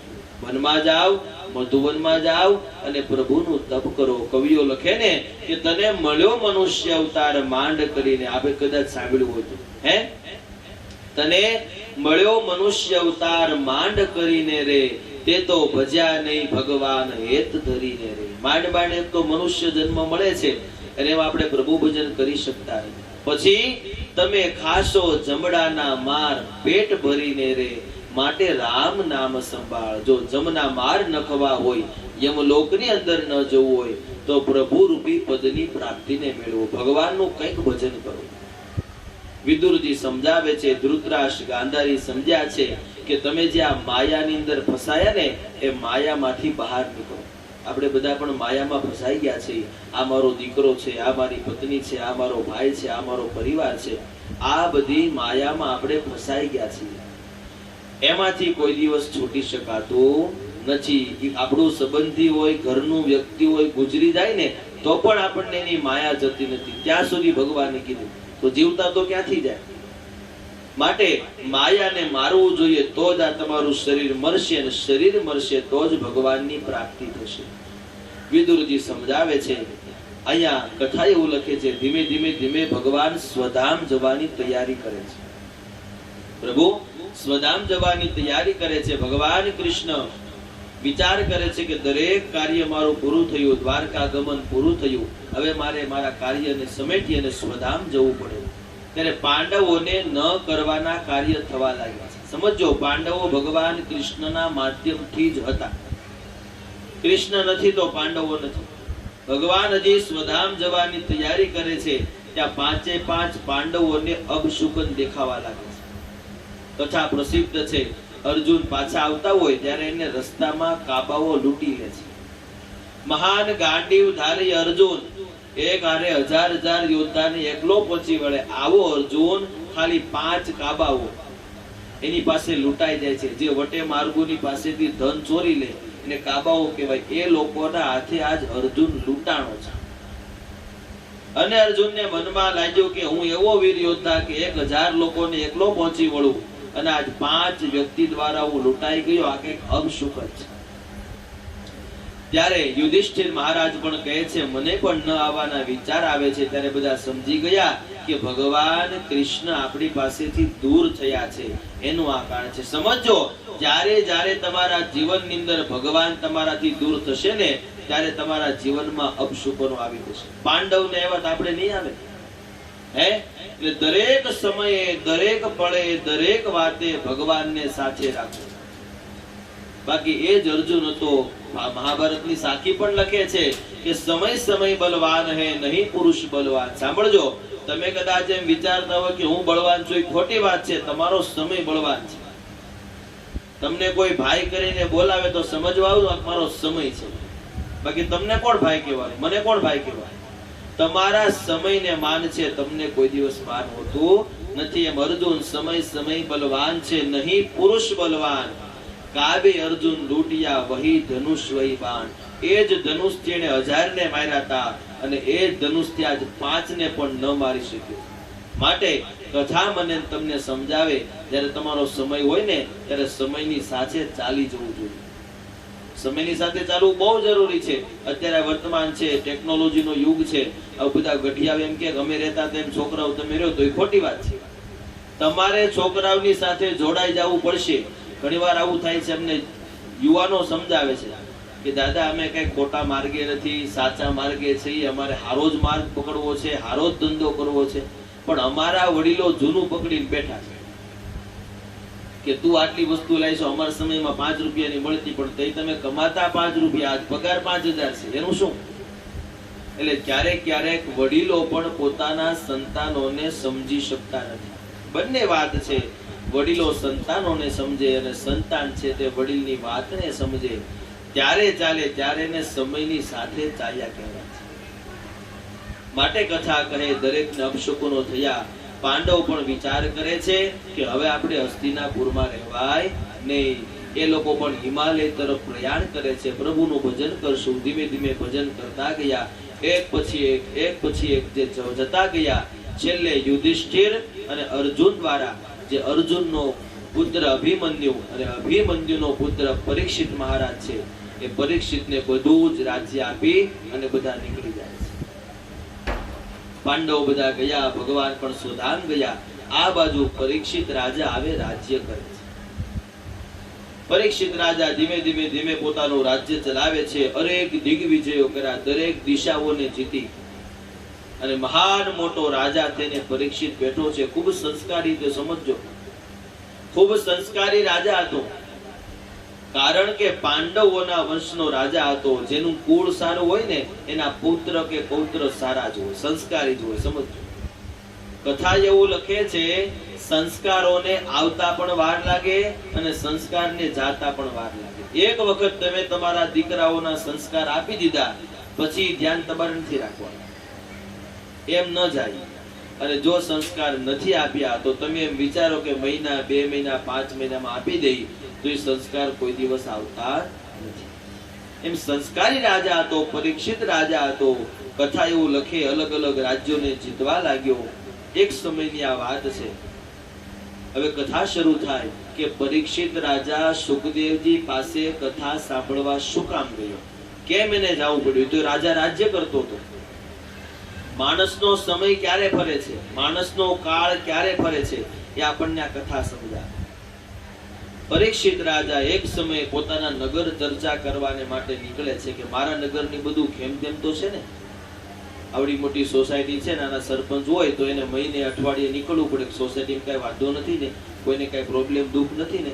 એમ પરીક્ષિત રાજા પોતાના નગરની અંદર નીકળ્યો છે તો એક એને ચિત્ર દેખાય છે. એક બળદ હતો. બળદને કેટલા 4 પગ હોય ને, આ 1 પગ વાળો બળદ હતો. અને ગાય હતી, એક કાળા કલરનો પુરુષ આ ગાય અને બળદ બંનેને મારતો હતો. આવું ચિત્ર રાજાએ જોયું. પરીક્ષિત રાજા જાય છે. રાજાની ફરજ છે કે પોતાના ગામની અંદર, પોતાના રાજ્યની અંદર કોઈ દુખી ન થવું જોઈએ. અને આ તો પશુ હતા એટલે પુરુષને રોકે છે કે સાંભળ ભાઈ, ઉભો રહી જા, તો આ શું કરે છે? આ બળદને અને ગાયને શું કામ મારે છે? ત્યારે કાળો પુરુષ હતો એ બોલે છે કે સાંભળો રાજન, હું કલિયુગ છું. સમજો શું કીધું? ભાગવતની કથા છે પ્રથમ સ્કંદની. હું કલિયુગ છું. અને આ બળદ છે ને એ કલિયુગના 4 ધર્મ છે: સત્ય, તપ, પવિત્રતા અને દયા. મેં તમને કાલ કીધું હતું. એમાંથી એક ભાગ છે ને એ દયા છે. માણસમાં કલિયુગમાં હાલમાં પણ થોડીક દયા વધી છે. સત્ય ગયું, તપ ગયું, પવિત્રતા ગઈ અને ખાલી દયા વધી છે. કોઈ માણસનું કંઈક બની જાય, આપણને દુઃખ લાગે ને, એનું નામ આપણને દયા. હજી આપણા બધામાં દયા છે કે આ ભાઈનું આમ થઈ ગયું, કાના ઘરે આમ થઈ ગયું, કાવો દુખી થઈ ગયો, આપણને દયા આવે છે. બીજું કાંઈ કોઈ કરતું નથી. એમ દયા રૂપી એક પગ વધ્યો છે, એ બળદ છે. અને જે ગાય છે ને એ પૃથ્વી છે. એ કલિયુગ કહે છે કે આ બંનેમાંથી એક પણની મારે જરૂર નથી, મારે રહેવા માટે સ્થાન જોઈ છે, એટલે આને મારું છું. ત્યારે રાજા સમજાવે છે કે સાંભળ, તું જે વાત કરે છે આ મારું રાજ્ય છે, મારા રાજ્યમાં કોઈ દિવસ હાનિ થવી જોઈએ નહીં. તો કલિયુગ બોલે છે કે તમે જો મને રહેવાના સ્થાન આપો તો હું આને છોડી દઉં. ત્યારે આ પરીક્ષિત રાજા કલિયુગને રહેવાના સ્થાન આપે. ખૂબ સમજો, તમારા આજીવન જીવનમાં ઉતારવા જેવી આ વાત છે કે કલિયુગને કયા સ્થાન પરીક્ષિત મહારાજે આપ્યા છે. એ સ્થાને તો જો તમે ગયા તો તમે કલિયુગ પાસે છો આવું માનવા. અત્યારે તમારા કોઈમાં કલિયુગ નથી. કીધું એમ, જો કલિયુગ હોય તો તમે આને સાંભળો. ત્યારે પરીક્ષિત રાજા કહે છે કે મદ્યપાનમ સુરાસ્નાનમ. સાંભળ રાજન, હું તને જગ્યા આપું છું, તારે ક્યાં રહેવાનું? કલિયુગને કહે છે પરીક્ષિત રાજા, તારે કઈ જગ્યાએ જઈને રહેવાનું અને તારો વાસ ક્યાં જશે? આ પરીક્ષિત રાજા બોલે છે, પેલું કહે છે ગુજરાતીમાં સમજાવું તો જુગાર. જ્યાં જુગાર રમાતો હશે, જ્યાં છળ કપટ થતું હશે, ત્યાં કલિયુગનો વાસ હશે. જો તમારા ઘરની અંદર જુગાર રમાતો હોય, તમારા શહેરની અંદર જુગાર રમાતો હોય, તમારા સિટીની અંદર કે તમારા રાજ્યની અંદર જુગાર રમાતો હોય, તો ત્યાં કલિયુગનો વાસ છે. જ્યાં કલિયુગનો વાસ છે એ માણસને પતનમાંથી સાક્ષાત ભગવાન પણ બચાવી શકતા. સમજો, ખૂબ સાચી વાત છે. જ્યાં જુગાર રમાતો હોય ત્યાં કલિયુગનો વાસ છે. બીજું કીધું મદ્યપાનમ. મદ્ય એટલે મદિરા. મદિરા એટલે તમારી ભાષામાં દારૂ. જ્યાં મદિરા પીવાતો હોય તો સમજવું ત્યાં કલિયુગનો વાસ છે. શાસ્ત્ર તો એવું કહે છે, આ તો અહીંયા બેસીને અમારે બોલવું પડે છે. આ શબ્દો મુખમાંથી બોલાતા પણ નથી. જોવાની કે પીવાની આ બધી વાત તો અલગ છે. જ્યાં જુગાર રમાય છે, જ્યાં મદ્યપાન મદિરાપાન થાય છે, જ્યાં ઉલટા સ્ત્રીઓનો સંગ થાય છે, જ્યાં વેશ્યાવૃત્તિ થાય છે, આ કલિયુગનો વાસ છે. અને ચોથું કીધું હિંસા. જ્યાં કતલખાના છે, જ્યાં હિંસા છે, એ કલિયુગનો વાસ છે. આ 4 જગ્યાએ જવાનો, આ 4 જગ્યાના નામ સાંભળવાનો પણ વિચાર આવવો જોઈએ. જો તમને વિચાર પણ આવ્યો તો સમજવું કે તમારામાં કલિયુગ આવી ગયો છે. કલિયુગ કહે છે, મહારાજ તમે આ 4 સ્થાન તો આપ્યા પણ આ ઓછા પડે છે, હજી મને રહેવા માટે સ્થાન આપો. ત્યારે પરીક્ષિત રાજા કહે છે કે એક સ્થાન તને વધારી દઉં, ત્યારે પરીક્ષિત રાજાએ કીધું છે સુવર્ણ હનનમ, સાંભળ રાજન, જ્યાં અધર્મનું સોનું હશે, અધર્મનું દ્રવ્ય હશે, ત્યાં તારો વાસ હશે. અધર્મના સોનાની અંદર કલિયુગનો વાસ છે. સમજો, સોનું તો પહેરવું જ જોઈએ, નો ડાઉટ, આપણે બધા પહેરવા માટે જ બનાવી છે, એના માટે જ છે, પણ અધર્મનું સોનું. હવે અધર્મનું સોનું કેમ પારખવું? તમે કદાચ બેનો ઘરેણા પહેરે છે, આપણે બધા ભાઈઓ વીટી ચેન પહેરીએ છીએ, એ સોનું છે. હવે આ સોનાની અંદર કલિયુગ છે કે નહીં, આ સોનું અધર્મનું છે કે નહીં, તમે એને કેમ પારખી શકો? તો કથા એવું કહે છે કે તમારા હકના પૈસા ન હોય અને તમારા ઘરમાં આવ્યા હોય, તમે કોઈના લૂંટી લીધા હોય, તમે કોઈની પાસેથી કપટ કરીને કમાણા હોય અને એ પૈસા તમારા ઘરમાં આવે, એ પૈસાનું સોનું બને અને એ સોનું તમારા ઘરમાં આવે, તો તમારા ઘરની અંદર કલિયુગનો વાસ છે. સમજો. માટે એક વાત નક્કી કરો, કોઈનો પણ ખોટો એક પૈસો કે એક રૂપિયો પણ તમારા ઘરની અંદર પ્રવેશવો જોઈએ નહીં. તમારા ઘરનું ઉમરું છે ને, એની અંદર બે પ્રકારની લક્ષ્મી આવે છે, એક સુરી અને એક અસુરી. તો તમારા ઘરની અંદર સુરી લક્ષ્મી આવી જોઈએ, અને સુરી લક્ષ્મી હોય તો જ આવા સત્કર્મનો વિચાર આવે. અસુરી લક્ષ્મી હોય ને તો આપણને પાલટી કરવાનો વિચાર આવે. સમજો, આ લક્ષ્મીની તાકાત છે. તમારી લક્ષ્મી શુદ્ધ ક્યારે છે એ સમજવું હોય તો સમજવાનું કે તમને સારા કર્મ કરવાની ઈચ્છા થાય, સારો ભોગ ભોગવવાની ઈચ્છા થાય, તો એ તમારી લક્ષ્મી શુદ્ધ છે. અને ન આવવાના વિચાર આવે તો એ તમારી લક્ષ્મી અશુદ્ધ છે.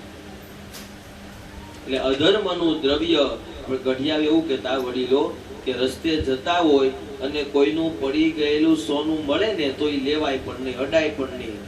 કારણ કે જો એ અધર્મનું હોય તો તમે જો સ્પર્શ કરો તો તમારામાં કલિયુગ આવી જાય છે. કલિયુગ આવે એટલે શું થાય આગળ કથા બતાવે છે. કેજો મને ચા પાણી બ્રેક પાડવાનું હોય ઈશારો કરી દેજો, આપણે કથા શરૂ રાખીએ. બરાબર? તૈયાર થાય એટલે કહેજો, ખોટું આપણે ઊભું નથી. કથા એવું કહે છે કે અધર્મના સોનાની અંદર કલિયુગનો વાસ છે. આ 5 સ્થાન આપ્યા. કલિયુગ કયો? પરીક્ષિત રાજા પણ જાય છે, ધીમે ધીમે ધીમે સમય વીતે છે. હવે અહીંયા એક વાત બને છે, સમજો. પરીક્ષિત રાજા મૃગિયા રમવા જાય છે. રાજા હતા ને, એને શોખ હતા તીર કામતાથી ઘણા પશુ પક્ષીને મારવાના અને ઝાડ નીચે બેસવાનું, પાછું નગરમાં આવવાનું, અને મૃગિયા રમવા ગયા. કેમ? તો આ રાજાને વિચાર થયો કે આજે મારે મૃગિયા રમવા જવું છે. સમજો, બહુ સુંદર વાત છે, પછી આપણે ટેક પાડશું. પરીક્ષિત રાજાને થયું કે મારે મૃગિયા રમવા જવું છે, એટલે રાજાનો વેશ ધારણ કરવો પડે. તમે મને તમારા આંગણે બ્રાહ્મણ તરીકે બોલાવો અને હું જીન્સ પેન્ટ ને ટી-શર્ટ પહેરીને આવું તો મારામાં તમારામાં કઈ ફેર ન રહે. કરે હું જે કરું એ માણસે પોતાનો અભિનય ભજવવો જોઈએ, પાત્રતા ભજવવી જોઈએ, રોલ ભજવવો જોઈએ. તો રાજાને થયું કે હું તો રાજા છું, મારે મારો વેશ ધારણ કરીને જવું જોઈએ. એટલે રાજાએ પોતાનો વેશ ધારણ કર્યો. અને સમજો, અહીંયા કથા શરૂ થાય. વેશ ધારણ કર્યો અને વિચાર કરે છે કે મારે મુંગટ પહેરવો પડે. રાજાના માથાની અંદર મુંગટ શોભે, જો મુંગટ પહેરું તો જો રાજા કહેવા. પણ પરીક્ષિતનો વિચાર બદલી ગયો કે મુંગટ તો પહેરું છું, હું રોજ મારો મુંગટ પહેરું છું. મારો પોતાનો જે મુંગટ છે રાજ સિંહાસનનો, હું રોજે પહેરું છું. આજે પટારામાં બીજા ઘણા બધા મુંગટ પહેર્યા છે, એમાંથી એકાદો પહેરવા દે. સોજો, માણસનો જ્યારે કાળ આવવાનો હોય ને ત્યારે ન આવવાના વિચાર આવ્યા. પરીક્ષિતની કાળની નિશાની છે. પરીક્ષિતને થયું કે એ પટારામાંથી એકાદો મુંગટ કાઢવું. જ્યારે એના પાંડવો જ્યારે જરાસંઘ સાથે યુદ્ધ કરવા ગયા હતા, ત્યારે જરાસંઘને મારી અને જરાસંઘનો જે મુંગટ હતો એ લઈ આવ્યા અને એ પટારામાં પડ્યો. હવે કોઈને મારીને કોઈનું છીનવેલું હોય કેવું થયું? કપટ વાળું. અને કપટ વાળું સોનાનો મુંગટ હતો, એટલે એમાં કોણ આવી જાય? કલિયુગ આવી જાય. વાત કરીને આગળ મેં તમને. એટલે જરાસંઘનો લૂંટેલો મુંગટ એ પરીક્ષિત રાજા માથાની અંદર પહેરે છે અને એ મુંગટ પહેરીને જાય છે. આ રાજા માથાની અંદર એને મુંગટ પહેર્યો. કથા એવું કહે છે કે રાજા મુંગટ વગરનો ન શોભે. અહીંયા 3-4 વ્યક્તિની વાત બતાવી, મુંગટની વાત આવી, તમને આવી ગઈ ચા? 2 જ મિનિટ ખમાડજો, ખાલી એક શ્લોક પૂરો કરતો. અહીંયા મુંગટની વાત આવી એટલે સમજાવી દઉં. સમજવા જેવો શ્લોક છે. ભર્તૃહરિજી પોતાના નીતિ શતકમાં લખે છે કે તિલકેન વિના વિપ્ર, સિંદુરેણ વિના નારી, તાંબુલેન વિના નૃપઃ, શુદ્ધ સ્મશાન એવ ચ. પરીક્ષિતને વિચાર કેમ આવ્યો કે મારે મુંગટ પહેરવો જોઈએ? તો શ્લોક એવું લખે છે, તિલકેન વિના વિપ્ર. તિલક એટલે માથામાં આપણે ચાંદલો કરીએ તે, વિપ્ર એટલે બ્રાહ્મણ. સવારના પહોરની અંદર જાગો અને તિલક કર્યા વગરના બ્રાહ્મણના તમને દર્શન થાય તો તમે સ્મશાન જોયું છે આવું પાપ લાગે છે, સમજો. બીજું, સિંદુરેણ વિના નારી. લગ્ન થઈ ગયા હોય, સૌભાગ્યવતી સ્ત્રી હોય અને સવારના પહોરની અંદર શેઠો પૂર્યા વગર કોઈ સ્ત્રીના તમને દર્શન થઈ જાય તો સ્મશાનના દર્શનનું પાપ લાગે છે. અને ત્રીજો બતાવ્યું, તાંબુલેન વિના નૃપઃ. તાંબુલનો અર્થ થાય છે મુંગટ. મુંગટ વગરના રાજાના જો દર્શન કરવામાં આવે તો પણ સ્મશાન સમાન પાપ લાગે છે. એટલે આ ત્રણ વ્યક્તિ હંમેશા ચેતીને રહેવું જોઈએ. રાજા તો હવે નથી રહ્યા, રાજાને મુંગટ નથી રહ્યા. બે વ્યક્તિ હજી છે, બ્રાહ્મણ ને સૌભાગ્યવતી સ્ત્રી. બ્રાહ્મણના કપાળની અંદર હંમેશા તિલક હોવું જોઈએ. જો કે તિલક તો બધાને હોવું જોઈએ, પણ બ્રાહ્મણ, તિલક વગરનો બ્રાહ્મણ સ્મશાન સમાન છે. અને સૌભાગ્યવતી સ્ત્રી લગ્ન થયા હોય અને માથાના કપાળની અંદર શેથો હોવો જોઈએ. અત્યારે ફેશન આવી છે, શેથો નહીં પૂરવાની. અમે જાય ને, નિયમ એવો હોય છે, કોઈ પણ વ્યક્તિ પૂજામાં બેસે ને, લગ્ન થઈ ગયા હોય ને તો એને ડાબા હાથે કાંડું બાંધવાનું હોય. હવે અત્યારે કઈ કપડા ને પહેરવેશ ઉપરથી સમજાય નહીં કે લગ્ન થયા કે નથી થયા. યુવાન વય હોય તો એટલે અમારે કાંડું હાથમાં લઈને આમ જોવું પડે બેનને, આમ લગ્ન થયા છે કે નથી થયા. શેથો ન હોય એટલે અમે જમણા હાથે બાંધી થયા હોય, લગ્ન થઈ ગયા હોય. સમજો, આ પરાકાષ્ઠા છે. એટલે સૌભાગ્યવતી સ્ત્રીને કરબદ્ધ પ્રાર્થના. જો કે આખા સમાજને તો સુધારવા ન જઈ શકીએ, પણ પેલા આપણે સુધરીએ, આપણા ઘરને સુધારીએ, આપણી શેરી સુધરે, આપણું જગત આખું સુધરે. સૌભાગ્યવતી સ્ત્રીએ હંમેશાને માટે કપાળની અંદર શેથો હોવો જોઈએ. બીજી એક વાત, અમારા ગુરુજીનું એક વાક્ય પણ છે કે સૌભાગ્યવતી સ્ત્રી હોય, તિલક વગરનો વિપ્ર, છૂટા કેશવતી નાર અને તિલક વગરનો વિપ્ર મળે તો નિશ્ચિત જાણવો કાળ. સવારના પહોરની અંદર તિલક કર્યા વગરનો બ્રાહ્મણ મળે અને છૂટા વાળ વાળી સ્ત્રી મળે તો એ દિવસે તમારો કાળ જાણવો. બહેનોને પ્રાર્થના, સવારના પૂરમાં જાગો એટલે છૂટા વાળે ન રહેવું. ઘણા બહેનો ટેવ હોય વાળ છૂટા કરી પછી જગાડવા જવાનું, હાલો જાગો, એ તમે ત્યાંથી જ કાળ બેહાડો. એટલે જો આવી ટેવ હોય તો બંધ કરી દેજો. છૂટા વાળે પહેલા વેલા કોઈને મળવું જોઈએ નહીં. પરીક્ષિત રાજાએ મુંગટ પહેર્યો છે જરાસંઘનો, એ મુંગટ પહેર્યો, મુંગટ પહેરી ક્યાં ગયો, હું થયું આગળ, એ બધી કથા આપણે